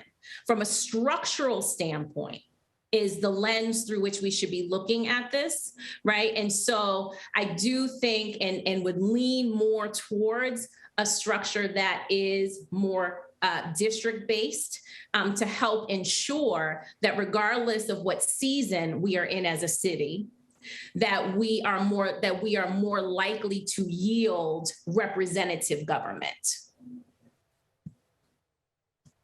Thank you so very much. I see everybody shaking their heads, so I'm going to just see that you got lots of co-signing here happening. And so thank you. And Councilor Flaherty, I'm definitely going to turn the floor back to you.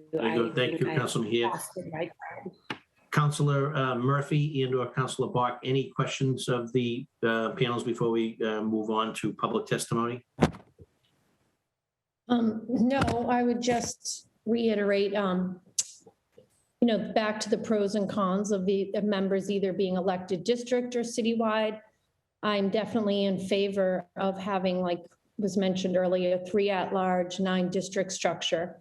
Just coming off an at-large citywide election, I know how daunting it is.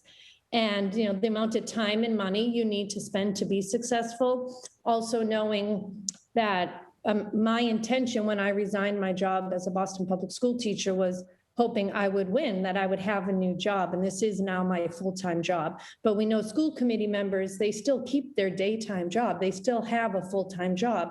So how are we expecting people to successfully run such a large campaign? So it's something that I've been thinking about ever since this conversation has started.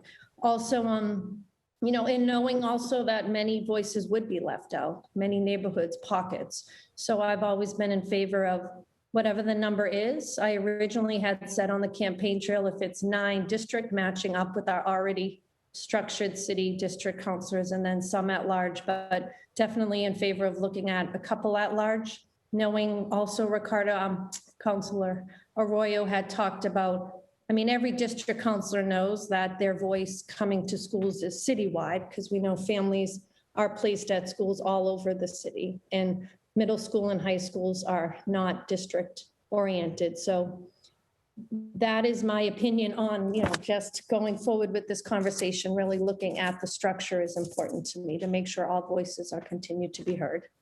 So thank you, Councilor. Thank you, Councilor Murphy. Councilor Bach, any questions of the first 3 panels before we allow them to move till we go to public testimony? I mainly just wanted to say thank you so much to all the panelists for testifying. I think it's been really thoughtful, and thanks to the co-sponsors for their questions. I think they were most of the questions I wanted to ask, including about district and at large. I guess one just sort of like question for the folks who have looked at these models elsewhere. Is there anywhere that that like districts get weighted by like family census data? I'm just thinking through this question of, my guess is that most everywhere just goes with the simple kind of electoral math, divide the city evenly when you do districts. But I was just thinking about those statistics that Beth gave and the fact that we do have substantial parts and communities in our district that are more represented in the public schools. And so trying to think to Councilor Mejia's point about relative voice. I don't know if anybody's tried something more creative as like the base for representation anywhere. So if no one, I'll start and then kick it to Beth, because this is a question that we've wrestled with, and I do think it is from a legal standpoint, Councilor Bach, there will be some guardrails that we will have when it comes to drawing the district lines, because it is an elected, these will be elected positions, and so they will be subject to voting rights laws at the federal and of course state level. And so there will be limitations in terms of what the denominator can actually be. We did ask a specific question from the NAACP. We asked a specific question of some attorneys recently about whether or not that denominator could correlate with the number of school-age children, and the response that we received was that is a no. And again, that's just being in line with the voting rights guardrails, both at the federal and state level. I don't know, Beth or Dr. Collins on that. Similarly, yes, agree with everything that Tanisha just shared. I think every municipality draws their school committee lines if they have school committee districts by total population. However, there is the ability to deviate from ideal population size by 5% according to Massachusetts state statute. So let's say we wanted to make use of that 5% to take into some consideration student population size. I wonder if that is that should be allowable. And then in general, if there are districts, I think aligning them with the city council districts avoids voter confusion, so that it's apparent in District 1 and City Council District 1 knows who their city council member is, knows who their school committee member is. I think avoiding voter confusion is always useful. Yeah, that makes sense. I guess just the one thought I would have is that for folks, and this is really for our subsequent working sessions, but much as it seems like, I think a lot of us are thinking about preserving that student representative, and obviously the student representative would not be a citywide election, right? By virtue of the fact that it's a particular subset. I I know that there's been some nervousness about a hybrid, right, when it comes to mayoral control, but I think there's another kind of hybrid, which is acknowledging a couple of these sort of stakeholder groups. And so you could have a student member who's not a citywide elected. I'd be interested in the question of, is there a parent member who's not a citywide elected? Like just thinking about some other forms of hybridity that could make sure that some voices that we know we want in the mix are in the mix. So I just wanted to enter that kind of thought, and otherwise just thank everybody for their testimony today. Could I jump in really quickly? Just because there's a model that's pretty much more theory than practice on this idea of cumulative voting that Harvard Law professor Lonnie Guinier has been writing about for well over a decade. And the idea with cumulative voting is essentially you give people multiple votes. So because of the way in which the voting works, just from a constitutional standpoint, the one person per vote principle is at its core. But what Guinier is proposing is that you give essentially every voter multiple votes.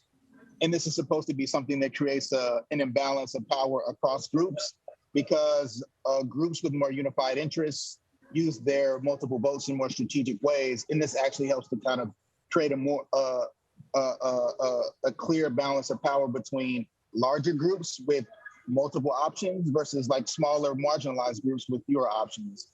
And so it's more theory than practice, but this is the idea that has kind of been circulating as a way to sort of overcome the problem, Kenzie, that you've been talking about. And of course, there's ranked choice voting, which has gotten some momentum. It's sort of been criticized a little bit more recently, but the theory behind ranked choice voting is that it creates collaboration candidates as opposed to competition and division. When you think about a school board election, you would like to see candidates engaged in more collaborative and more cooperative campaign strategies, as opposed to creating issues of division that then carry over into the way in which they govern. So I think some electoral strategies, again, there's this sort of purely much more theory than practice cumulative voting idea. And then there's this idea of ranked choice voting, but you could think of mechanisms that could at least change the structure of the way people campaign. And I think the way people campaign very much affects the way in which folks govern. So just throwing that out there. Thanks, Professor Collins. And my understanding, right, of the multiple voting, just for folks watching at home, right, is like somebody's got 3 votes, and so they could decide to give 1 vote each to 3 candidates, but they could also decide to give all 3 votes to a candidate. And so it's like everyone has the same number, but it lets you kind of double down. And so it's a little bit different from our 4-vote at large for 4 people. Yeah, I mean, I think it's a cool idea. I think it might take us a little bit to sell people on it. And on ranked choice voting, I'm a huge advocate, especially for single winner elections. I think it's a little more straightforward for a district seat than it is at large. Just we've seen some weird aspects of the math that can play out in Cambridge across the river. But I think certainly for district races, you're right. It has a lot to recommend it. But anyways, thank you. Thanks, Mr. Chair. And I know we've got folks still looking to testify. Very good. No, thank you very much. And that'll conclude our panel discussion today. So I thank the panelists for panel 1, 2, and 3. You guys are free to leave. You're free to stay. We're going to shift gears now and go right into public testimony. And Chair's prerogative.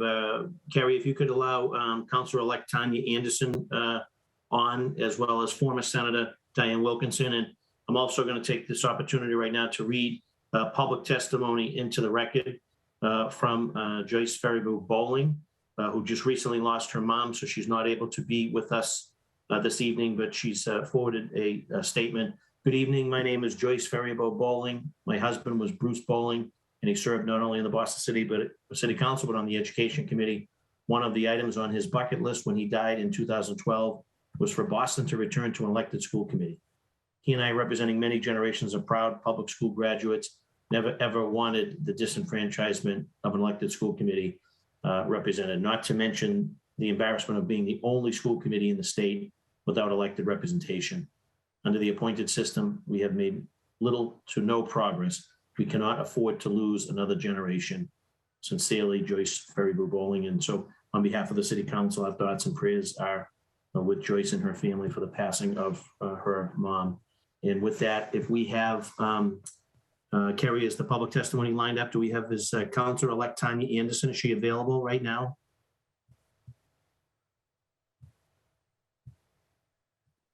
Mr. Chair, I don't believe she's in the room. Very good. I see former Senator Diane Wilkinson. Diane, are you ready to testify? I am, Mr. Chairman. Perfect. and Let's kick it off. Thank you. Good to see you. Probably going to be the shortest city council testimony I've ever done. Thank you, Mr. Chairman. I want to thank Councilor Arroyo and Councilor Mejia for this most important piece. So for the purpose of my comments, the word is going to be accountability.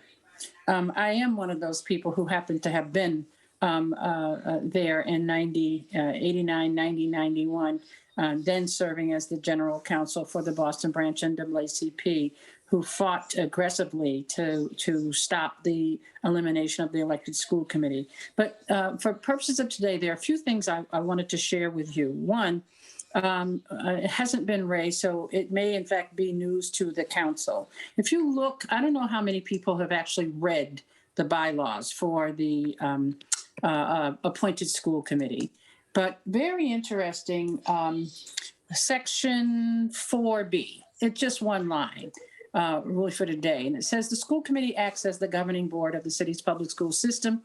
And then section B says the school committee sets operational policies and procedures to ensure a safe, efficient, and effective learning environment for all students. Safe, efficient, and effective.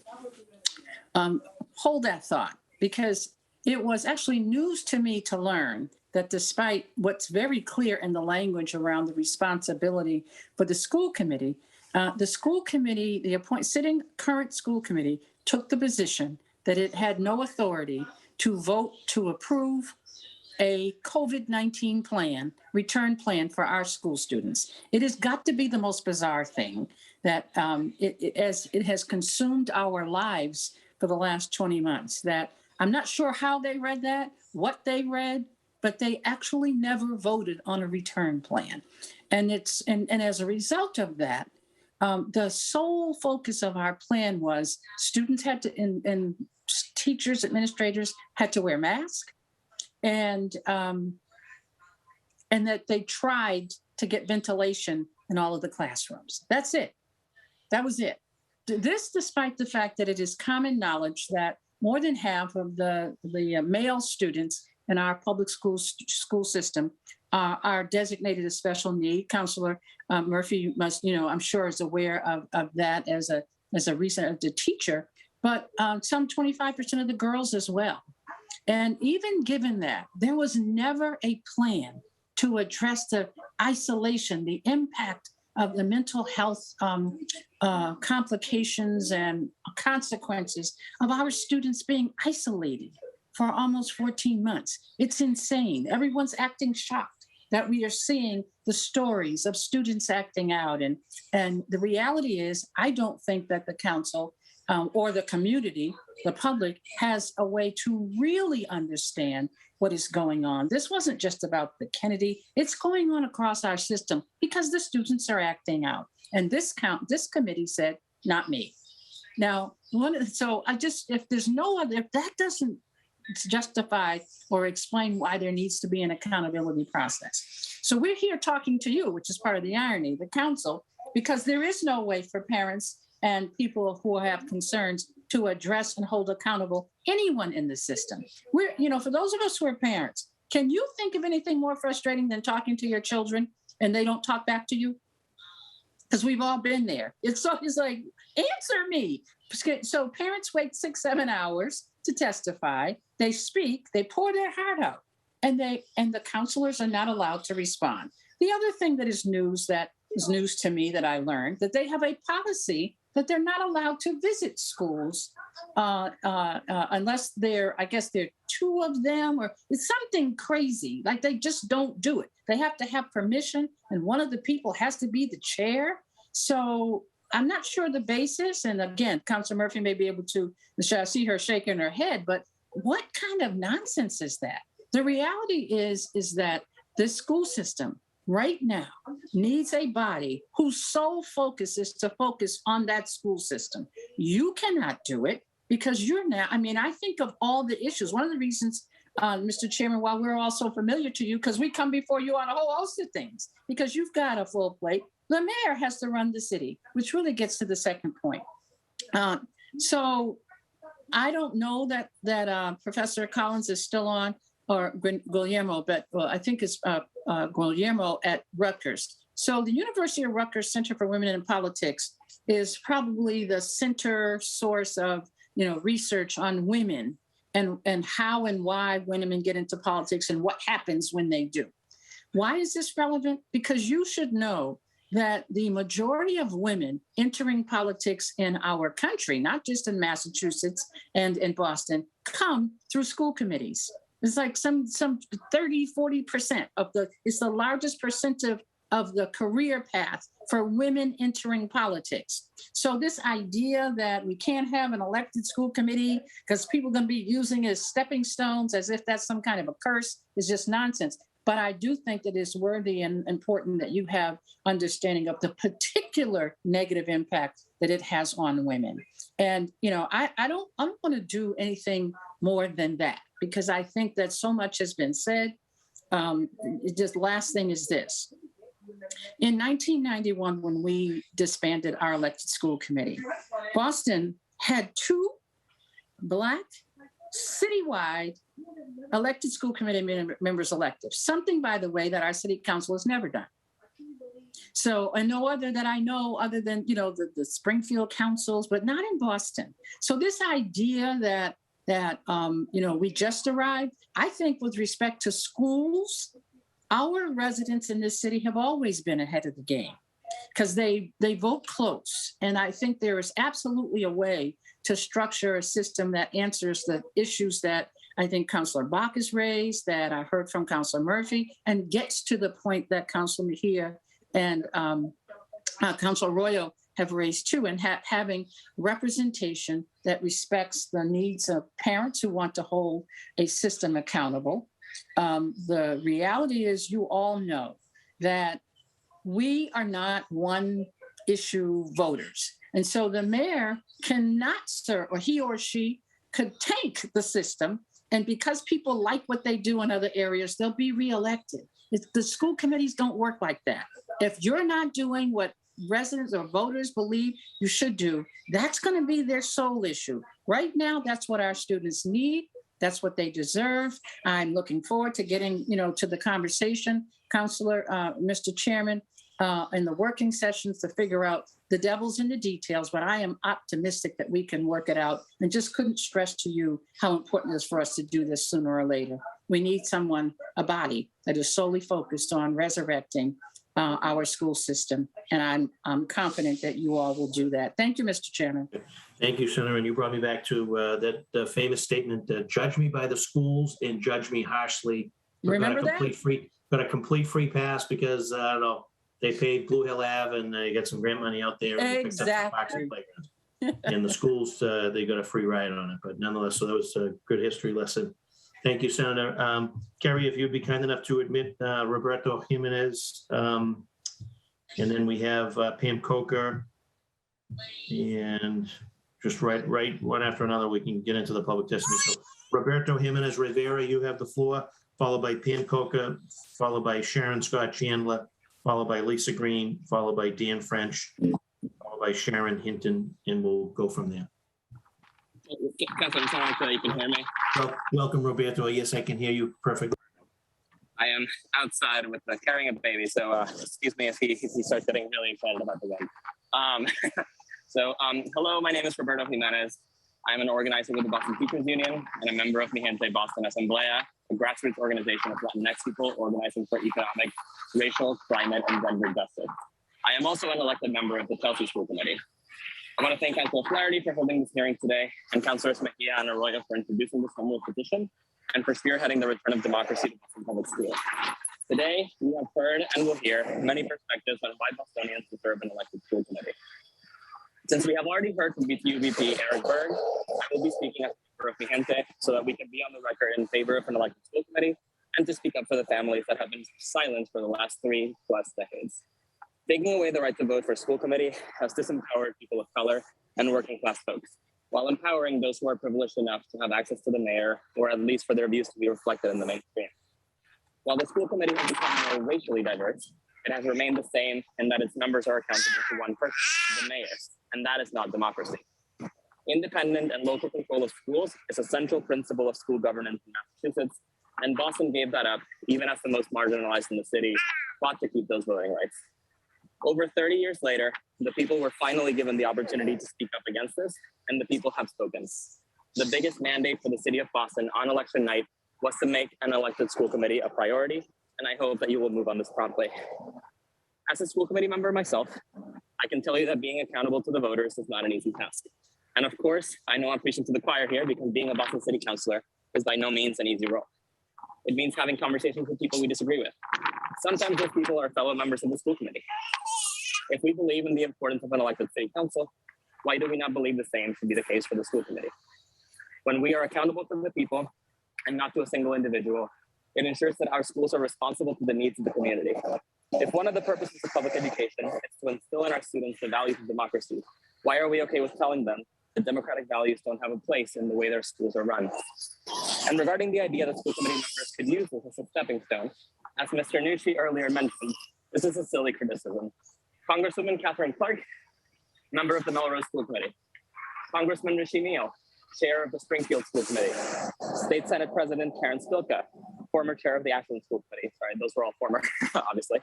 They have often spoken of the great benefit that this role gave them in order to be advocates for their communities. If the Boston School Committee were to produce leaders of that caliber once it moves to being elected, I don't think the voters of Boston would see that as a negative. This is about voting rights. It is about civil rights.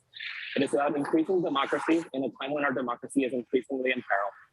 I look forward to the day when I can work alongside fellow elected school committee members from Boston so that we can not only make Boston public schools better, but improve education regionally and statewide. After all, as Beth Long mentioned earlier, having more elected leaders who are connected to parents, students, and educators is a plus and not a minus. It will give more voices to the people of Boston and amplify their voices as we fight for a better city and a better Commonwealth. Thank you for your time today. Thank you, Roberto. Appreciate your testimony. Pam Coker, you have the floor if you could just introduce yourself.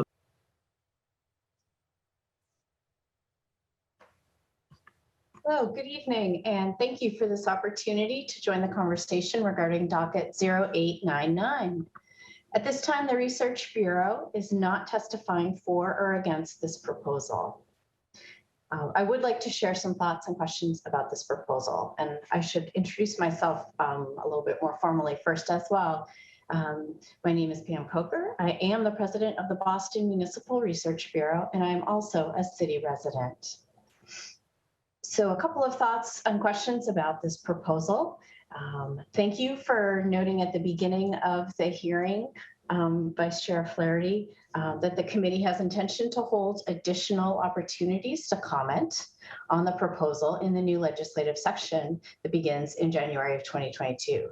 Perhaps at least one of the hearings when we begin the January 2022 session could be an evening hearing to expand participation and community engagement opportunities for city residents unable to participate during primary working hours. I'm also thinking about the process of electing rather than appointing school committee members is not a guarantee for more city residents from diverse backgrounds to have their voices heard. Elections can lead to results that reward the loudest voices and those with the most resources behind them.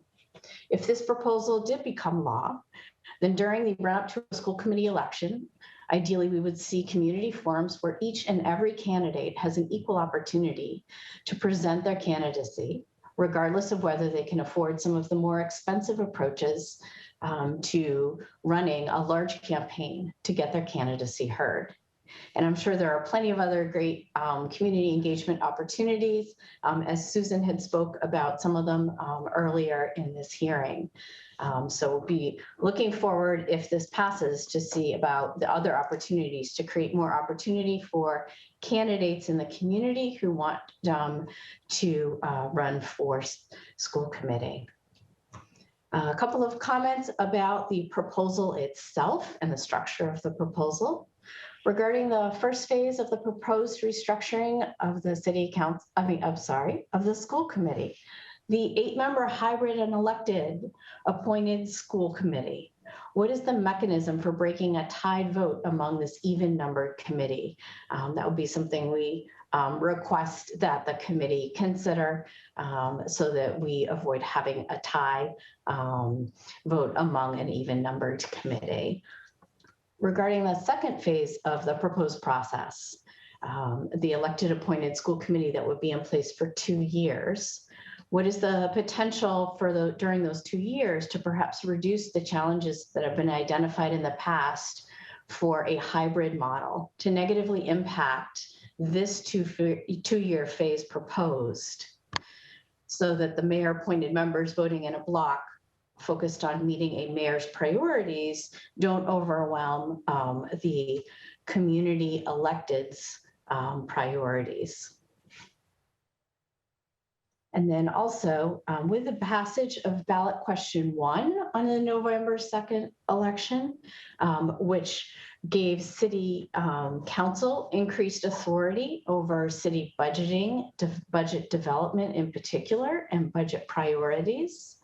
With that going on, what is the opportunity for city council to potentially become more involved in Boston Public School matters as well, because that ballot question 1 also gave a bit more of an opening for city council to become engaged in Boston Public School decision-making.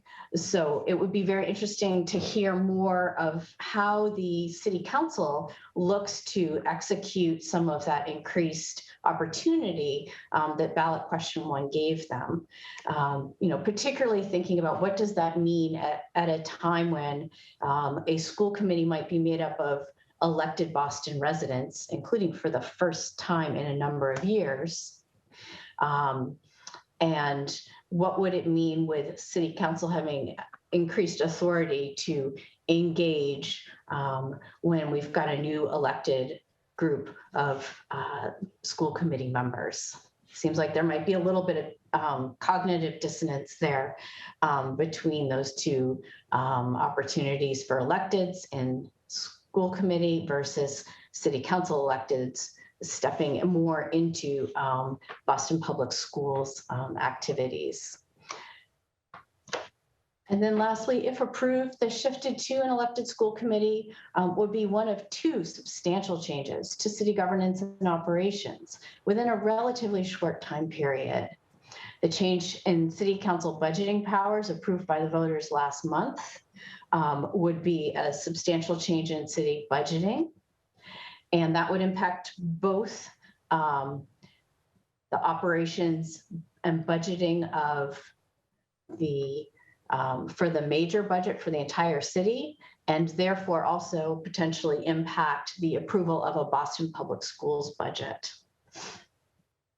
Now, although the timing of a change to an elected school committee, if it happened, would take place probably farther out than the change in the city council budget authority process,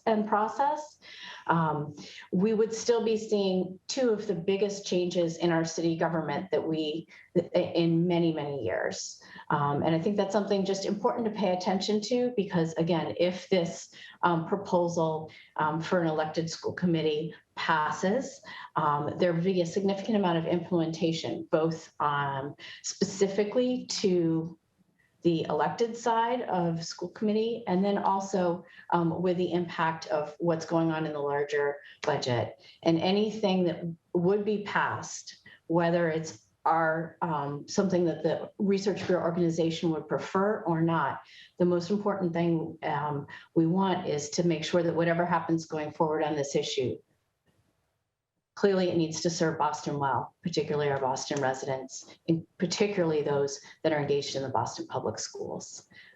Thank you very much for your time. I appreciate the opportunity to provide some questions and commentary. And again, I look forward to the opportunity to re-engage in the conversation when the legislative session begins in January 22. Thank you so much. Good. Thank you, Pam. And just a reminder for those that are in the waiting room, they must accept the redesignation as a panelist to be able to move over smoothly. So Kerry, continue admitting folks. Sharon, Scott, Chandler, you have the floor if you could just introduce yourself and your affiliation.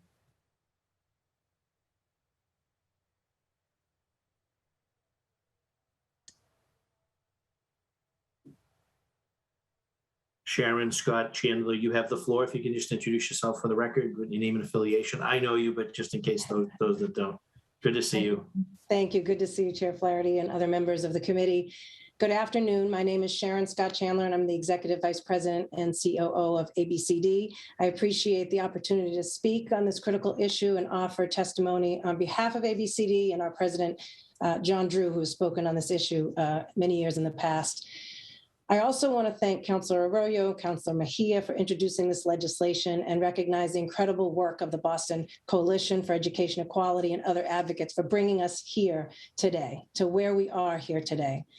Although there's a lot of history, which I don't have time to go into, between ABCD and the city's struggles with equitable education over the many years since the 60s, I do want to express that ABCD knows the fundamental role that education plays in combating poverty and injustice in our city through its community action programming and almost 60 years serving hundreds of thousands of children and families in our Head Start program, our alternative high schools, and other programs.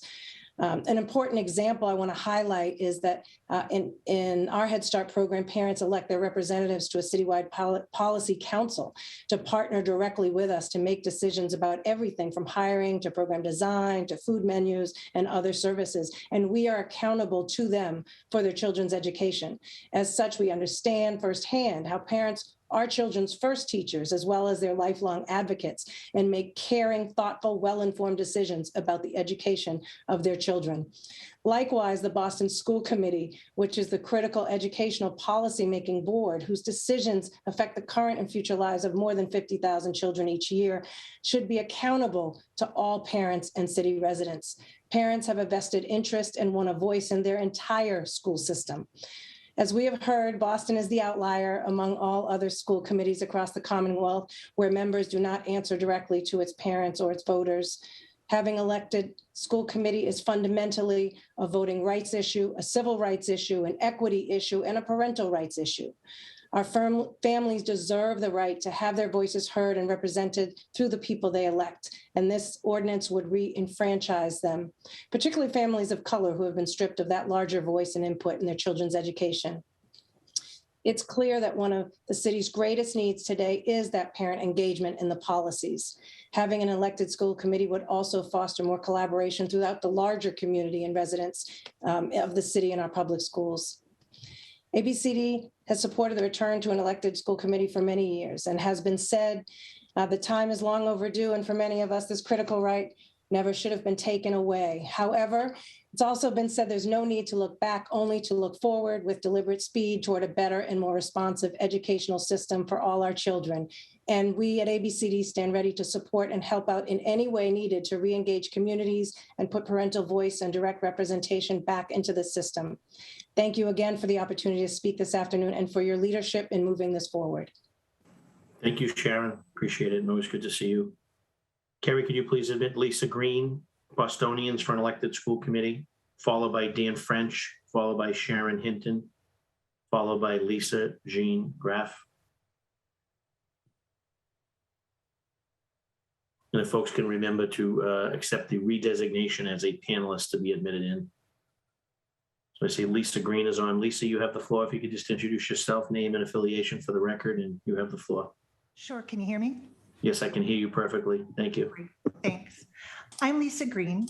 I'm on the steering committee of Boston Coalition for Education Equity and was chair of Bostonians for an Elected School Committee, the coalition behind the Yes on 3 campaign.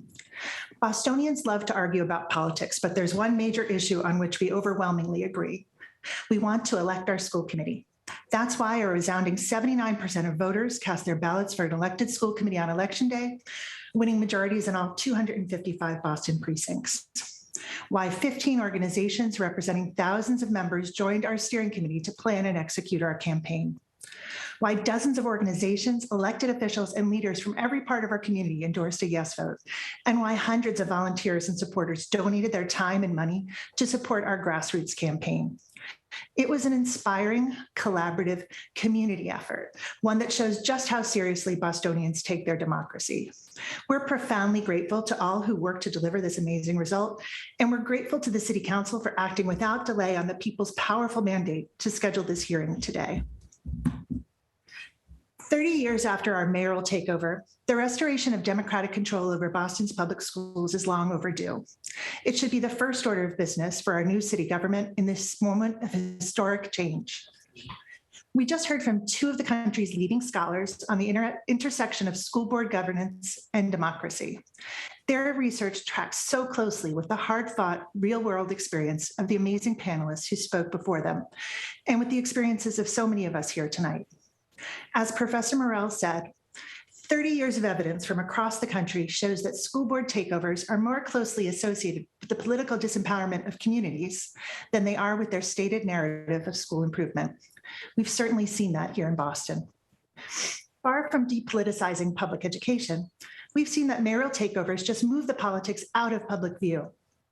We currently have a mayor who we can trust to make equitable decisions for our schools, but we can't count on that always being the case. We now have a once-in-a-generation opportunity to restore sustainable democratic governance to BPS based on the best available scholarship and policy expertise and our community input in a public process, unlike the closed-door groups of business elites that took our right to vote away. Let's make the choice to act on our democratic values and fully restore transparency, accountability, and voting rights to the residents of Boston, not reserve a slice of our electoral power to be kept out of the people's hands. Instead, let's rebuild trust with our communities, with a school committee whose every member, by necessity of the electoral process, must be responsive to the voices of residents.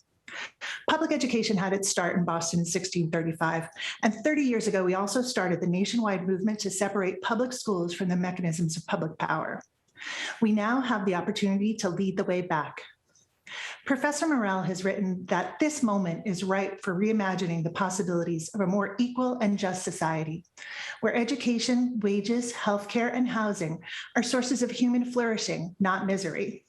However, imagination is not enough.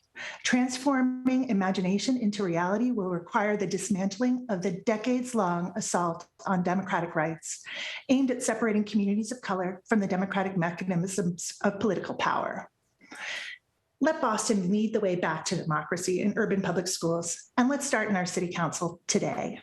Bostonians for an Elected School Committee calls upon the city council and our new mayor to carry out the undeniable will of the voters and work to promptly approve a home rule petition that restores Boston's right to elect our school committee.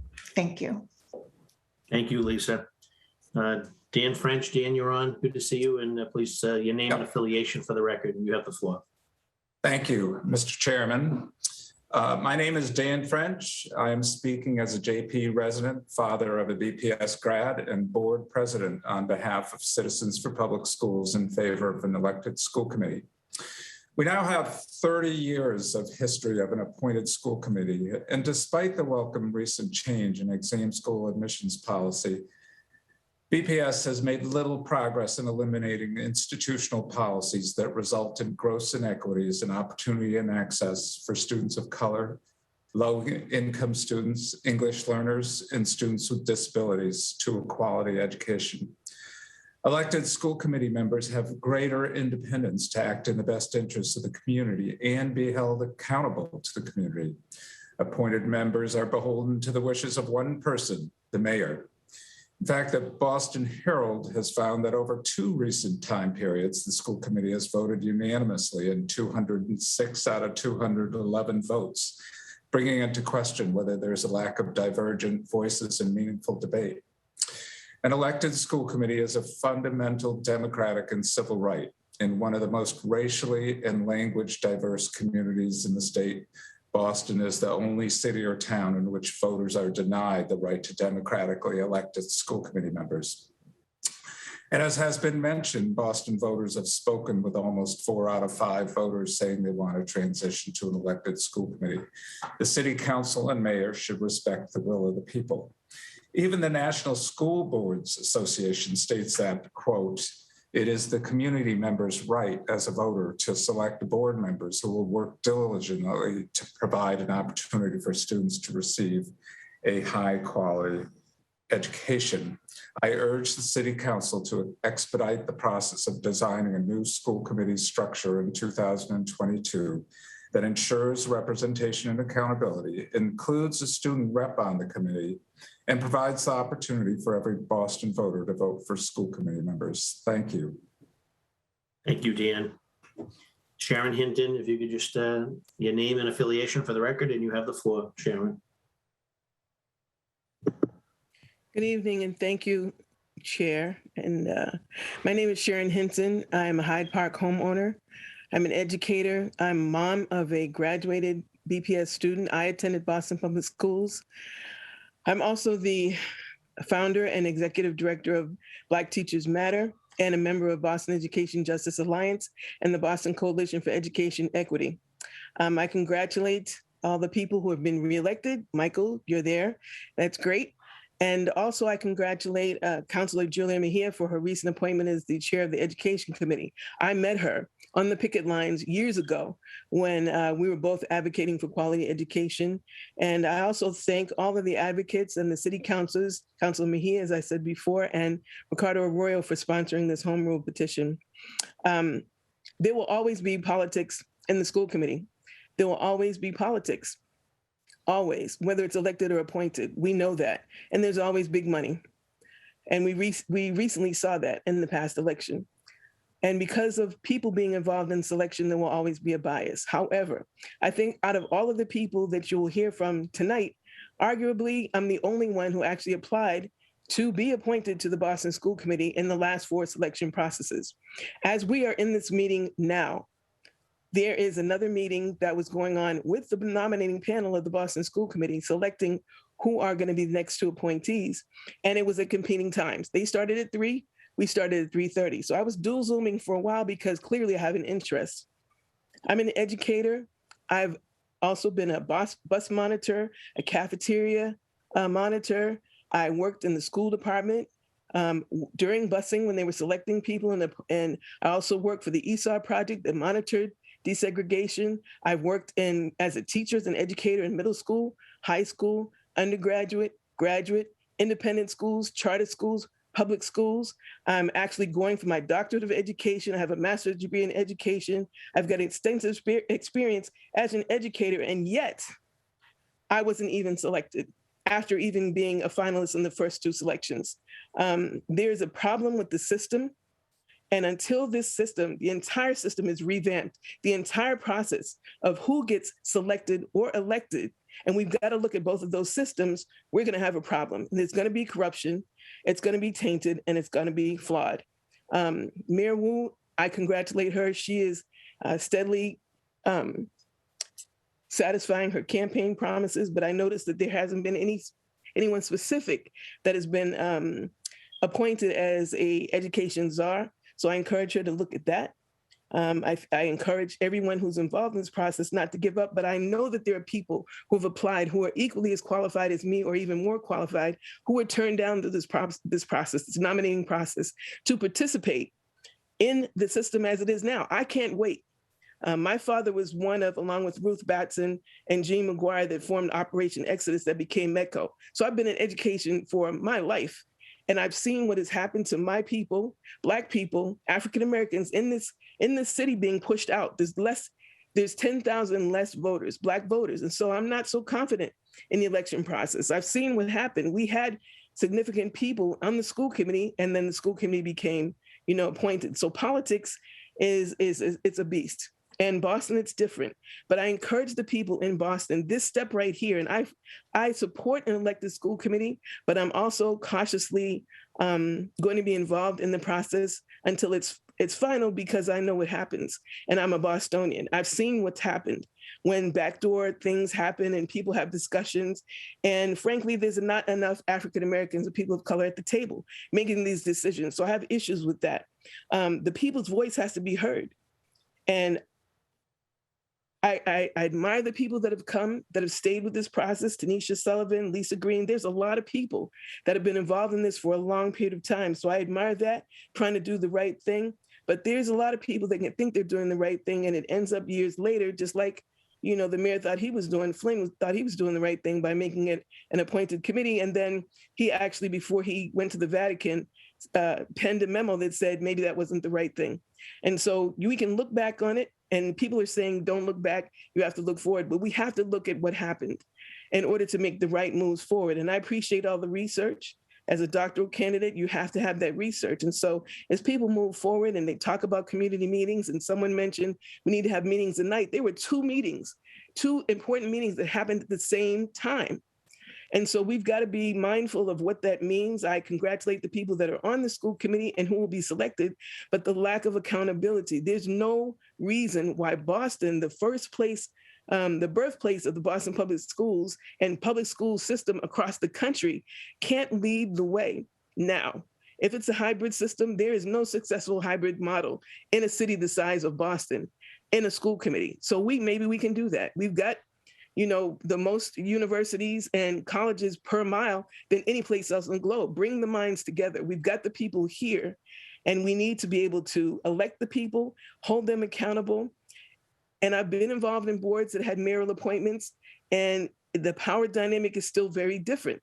So I do, as the founder and president of Black Teachers Matter, and a member of BEJA and BCEE and several other boards, do fully support an elected versus appointed school committee, because we have to move away from what we have now. It's just not working. Thank you. Thank you very much, Sharon. Lisa Jean Graff, welcome. Good to see you. And please state your name and affiliation for the record. Thank you. My name is Lisa Jean Graff, and I am a BPS parent and a resident of the Fenway.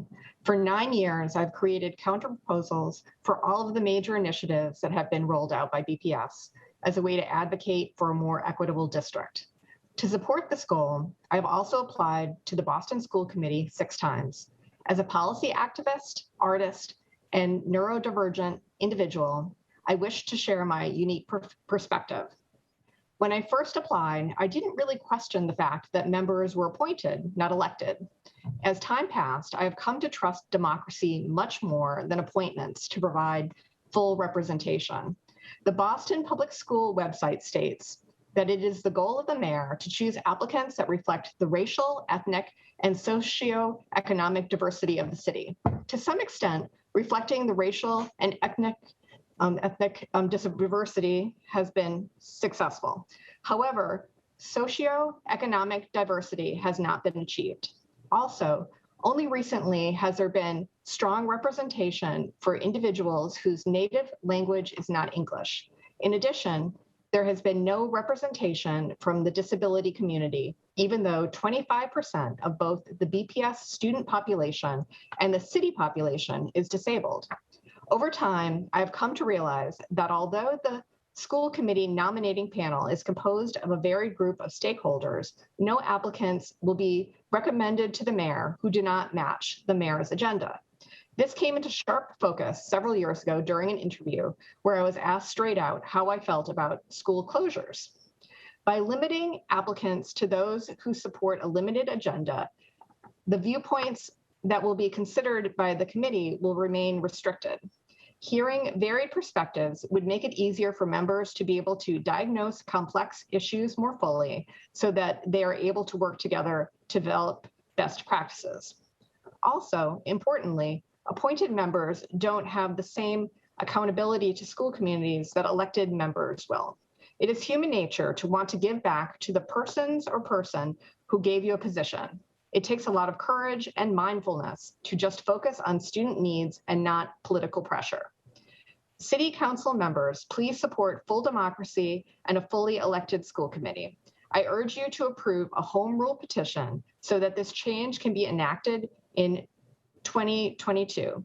Let's expedite the process of designing a new school committee structure that ensures representation and accountability.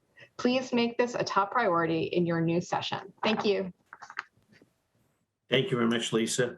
Kerry, could you kindly admit Roseanne Tung, Mary Battenfield, and Krista Magnuson? And if they can also remember the panelists, they have to accept the redesignation as panelists to be admitted.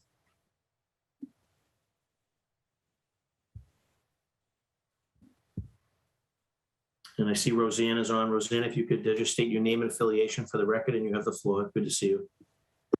Thank you, Councilors Arroyo and Mejia, for sponsoring this home rule petition.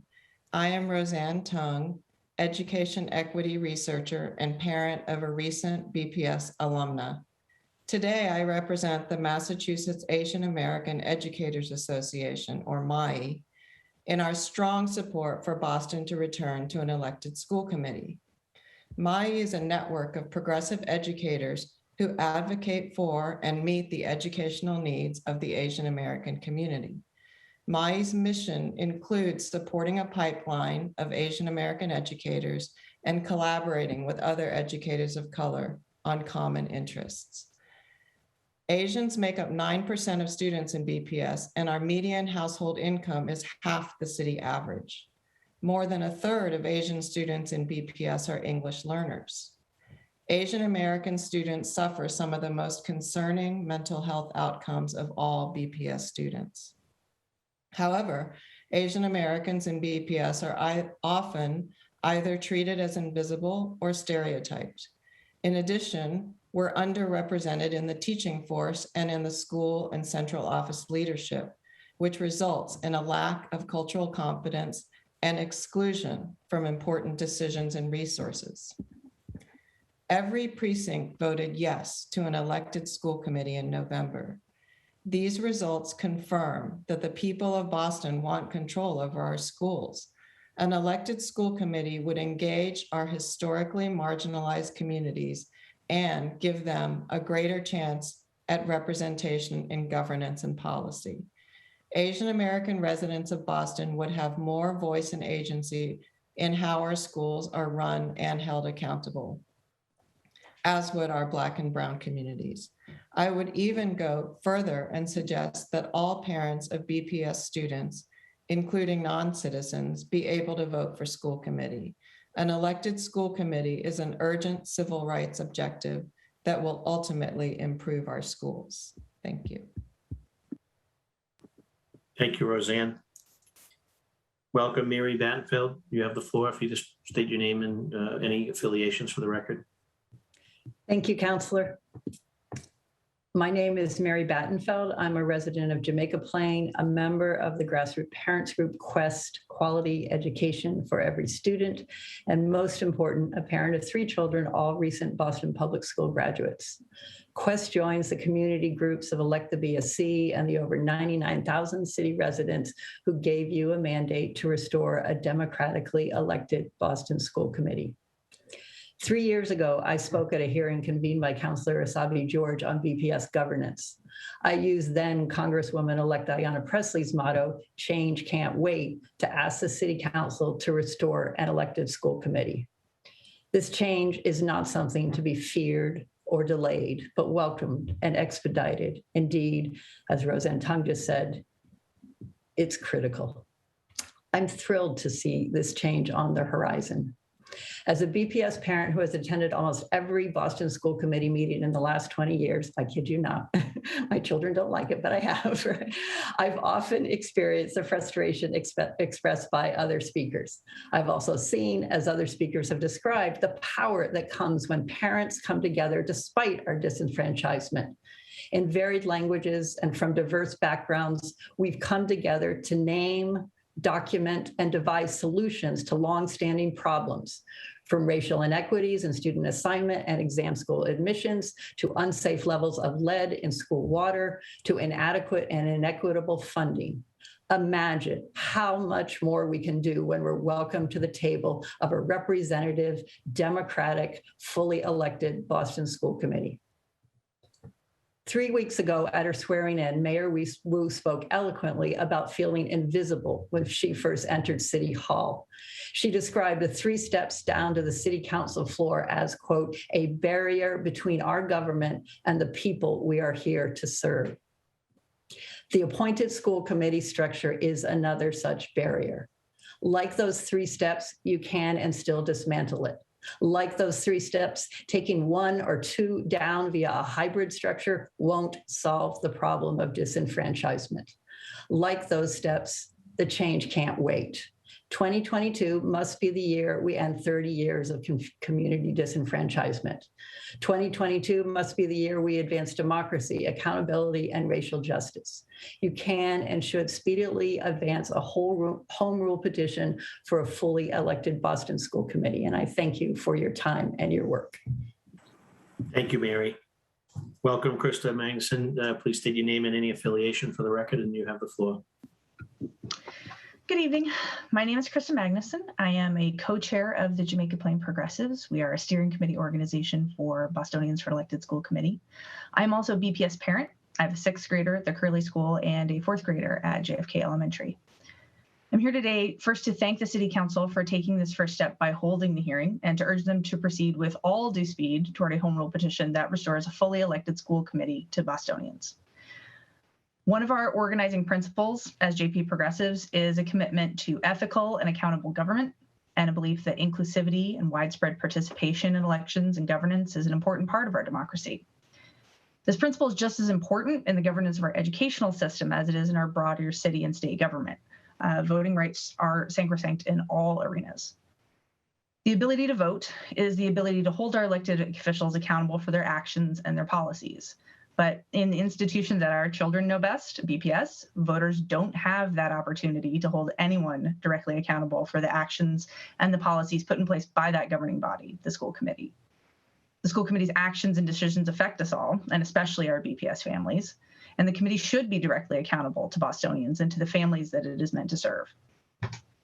JP Progressive volunteers knocked on a lot of doors this summer and fall, talking to voters not only about the various candidates that we supported, but about the ballot question, question 3, that has led us to be here today. Once we got past the surprise of many people at the fact that this democratic right had been stripped away from them and they hadn't even necessarily realized, support for restoring an elected school committee was extremely high among the people we talked to. And obviously, as is shown by the more than 99,000 votes that the ballot question received, and the fact that it won every single precinct in all of Boston, there is widespread support for an return to an elected school committee. JP Progressives urges the City Council to expedite this process of designing a new, fully elected school committee structure that ensures representation and accountability. And as many have said, to please make this a top priority in your new session. Thank you very much for your time. Thank you very much, Krista. Gary, could you commit Kristen Johnson, Nick Jones, and Bevan Kenny? And for those folks, if you could just accept the redesignation as panelists to have a smooth transition from waiting room into panelist.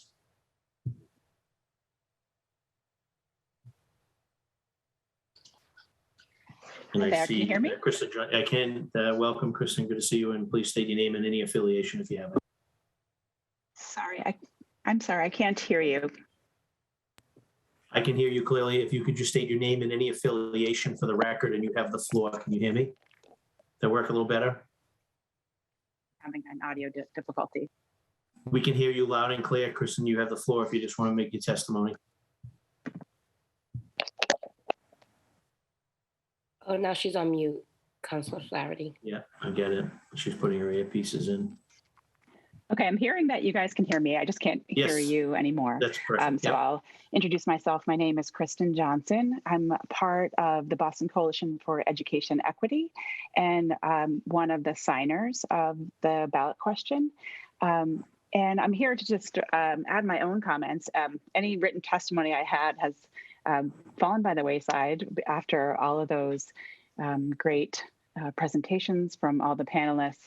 It is so heartwarming to me that so many leaders in this city share my view that we need an elected school committee. It's such a big difference from the 2018 hearing that Mary Battenfeld just mentioned. So I've become sort of a historian of the Boston School Committee, and I wanted to share one story that hasn't come up, and that was in 1896, Dr. Sam Courtney was one of the first Black men elected to the Boston School Committee. He was a freed slave, and he was a Northern organizer for Booker T. Washington. And in 1896, he was elected to the school committee, and you'll never guess what happened. In January, a few months later, the white leaders in Boston went to the State House and tried to change the school committee to a 7-member board appointed by the mayor. So this is a cyclical thing that has unfortunately happened in our city before.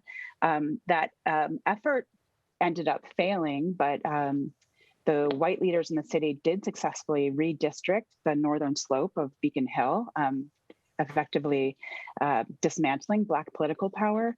So it runs in cycles. And in 1996, Hubie Jones, who was one of the architects of the appointed school committee, said, we'll go back to elected one day because these things are cyclical. And I think it's obvious to everyone who's joined this meeting that this cycle is closing. And I'm so excited that you all are working towards that. And I urge you to expedite the process. Thank you so much. Thank you, Kristen. Bevan Kenny, are you on, Bevan? I'm on. Can you hear me? Hi, Bevan. I can hear you loud and clear. Good to see you. And you have Hi, the everybody. floor. Thank you so much. Thanks to the whole City Council. Thanks for everyone who has testified so far. It's been really interesting as a regular citizen to listen to this. I am a parent of 2 elementary school children at Manning in Jamaica Plain. I'm also a primary care physician at Brookside Community Health Center in Eggleston Square. And I'm a member of the group Families for COVID Safety. And we've been advocating since September around safety issues, COVID protocols in the school, outside time, testing, and just general ventilation issues as well. As you all know, Manning had an outbreak at the end of October. And since then, I've also been working with a group of parents in healthcare at Manning School, trying to advocate on behalf of every school, honestly, around safety issues in the pandemic. I think one of the things I would say to you that hasn't been brought up, well, I guess Senator Wilkerson brought it up, but this is also a safety issue to me. There's some urgency to transition to this elected body because we've been trying our hardest to advocate with BPS, with the school committee, and no matter how kind or receptive the school committee is to our thoughts, there's been no movement from them, and oftentimes really no answer back to our emails. And it doesn't seem that they even have a channel to BPS to say, this is a true concern. There's outbreaks in schools, the school had to close. So to me, this accountability and the voting rights issue is also a safety issue. Especially as we're living through a pandemic. And thanks, I'll cede back my time. I really appreciate it. Thank you all. Thank you very much, Bevan. Carrie, if you'd be kind enough to let in Hessian, Barrett's, Mooney, and also Mike Heichman.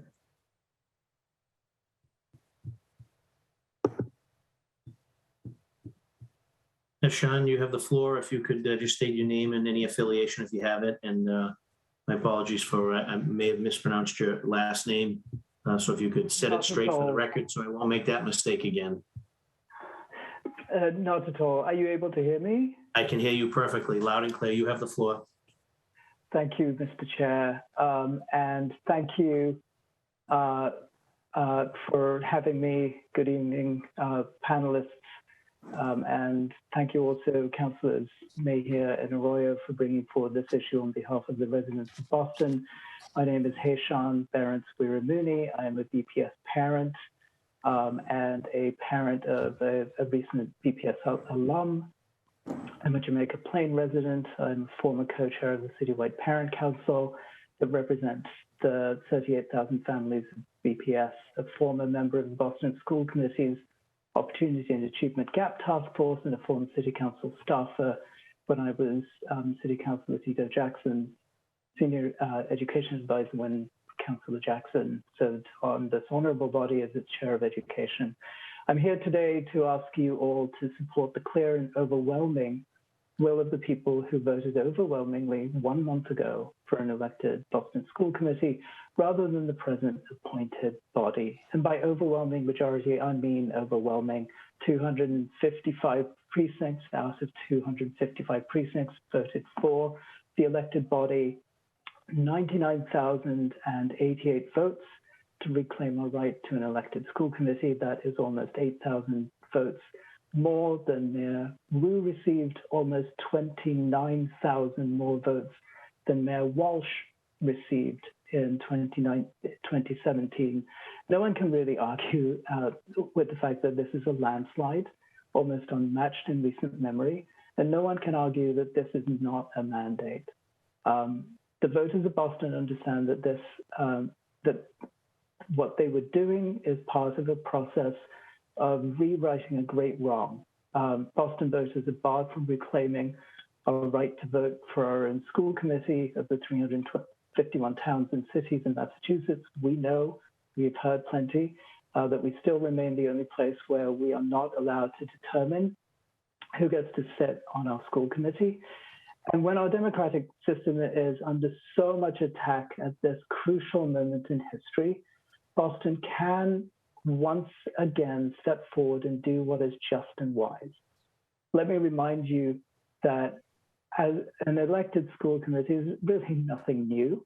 Don't forget that in Massachusetts alone, there are approximately 2,500 elected school committee members, and many, like Tracy Novak of the Worcester Public Schools and the Worcester School Committee, are elected, trusted, respected educational experts, not only throughout the Commonwealth, but also nationally. We can talk all we want about voter suppression in Georgia or in Texas or Florida or Mississippi, but right here in Boston, the cradle of democracy, for the past 30 years, citizens of color and poor white citizens have been locked out of being able to do exactly what our neighbors in Newton, Brookline, Cambridge, Somerville, Wellesley, Weston take for granted as their basic right.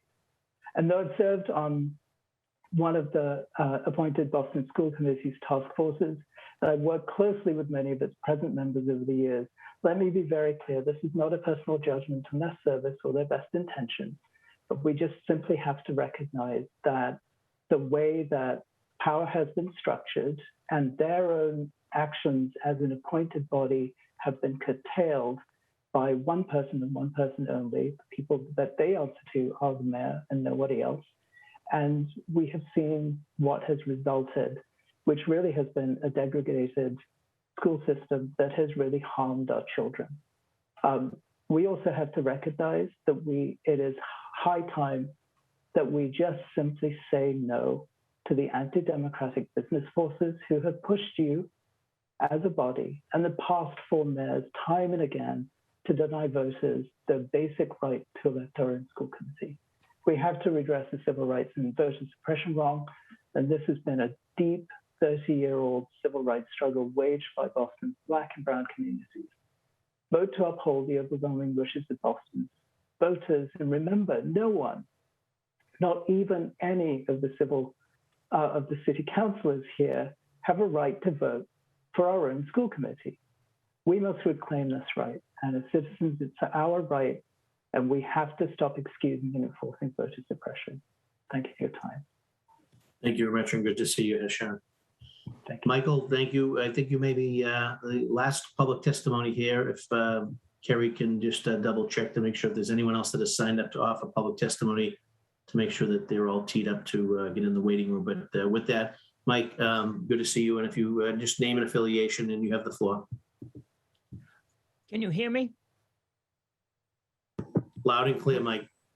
Thank you. Mike Heichman, Dorchester, member of Boston Education Justice Alliance. There's something honest about the city of Boston having an unelected school committee. The United States is not a democracy. Most of the wealth and power are in the hands of the rich and powerful. Why should Boston continue to not have an elected school committee, the only one in the state? There are forces out there who believe that low-income people of color should not be trusted to make important decisions. There are forces out there who do not believe in democracy. Instead, they believe that experts appointed by the mayor would make wiser decisions than a Democratic body. Members of Beja asked me to testify today. Beja strongly supports an elected school committee with participation for student representatives who would have a voice, vote, and stipends. But Beja believes that we should put our trust in the people. Why should we have an elected city council? Maybe we should have a hybrid with half of you appointed by the mayor. Wouldn't that be better and cheaper if the mayor would appoint its members? The citizens of Boston spoke loudly that they wanted elected school committee. The citizens of Boston spoke loudly that they support democracy. I don't like my district city councilor. In the last election, I supported his opponent. That's my right. I have testified at every regular school committee meeting since March 2020. What can I do when I disagree with him? I have screamed from time to time. It doesn't help. After I scream, they're still there. I had nothing to do with them being in front of me. This is what democracy doesn't look like. I agree with Dr. Tung's idea that she expressed earlier. I support non-citizens having the right to vote in municipal elections. Members of the city council, do you believe in democracy? If you do, the most democratic structure would not be a hybrid. The mayor has plenty of power. The most democratic structure would be a fully elected school committee. Thank you so much. Thank you, Michael, for your testimony. Central staff informs me that there are no additional requests for public testimony, so this will conclude the public testimony portion. And as we're approaching the hour 3, I'm going to now turn it over to the 2 lead sponsors to close us out, and chair at this time recognizes City Councilor Ricardo Arroyo. Thank you. And I just want to again acknowledge Councilor Flaherty, who has chaired this hearing and done a great job. This would not have happened in this cycle had Councilor Flaherty not taken the time to do this on very short notice. And so thank you very much, Councilor Flaherty. Thank you, Michelle Goldberg, for your efforts. And thank you to everybody who participated in public comment and who served on this panel. But again, my highest thanks to you, Councilor Flaherty. I know I called you on very short notice to try and arrange this, so thank you. Thank you, Councilor Arroyo. And the chair recognizes Councilor Julie Mejia to close us out. Yeah. Thank you, Councilor Flaherty. I want to echo my deep appreciation for you in making this as quickly as possible. I'm getting on the calendar, so thank you to Central staff as well. Just wanted to thank all of our panelists and those who have given public testimony. It is quite clear that not only do we have a mandate, but we also have a responsibility to heed the voices of the people and making sure that we understand that this is, as Tanisha, President Sullivan mentioned, this is an issue of voting rights, and I so deeply agree with that. You know, I often talk about being a BPS graduate, a BPS parent, and having worked in the education space, I think that this is due time this is such a great restorative justice moment. So really looking forward to the next set of conversations that we'll have to move the work forward. Thank you all. Very good. Thank you, Councilor Mejia and Councilor Ricardo Arroyo for the lead sponsors, to being the lead sponsors on this, and for all of my colleagues for attending. And with respect to docket 0899, and that is the Committee on Government Operations, it's a petition for a special law regarding an act relative to the reorganization of the Boston School Committee. It appears, based on conversations with the lead sponsors and the chair, that this will be one of a couple more meetings, apparently through working sessions and or maybe an additional public hearing. But with respect to this docket in this calendar year, docket 0899, the Committee on Government Operations is adjourned. Thank you all for your time and attention. Thanks to the panelists, for my colleagues, and for those that participated and offered public testimony. And also thank you to Central staff for pulling this all together. Good evening and go Patriots. Thanks. Thank you. Thank you.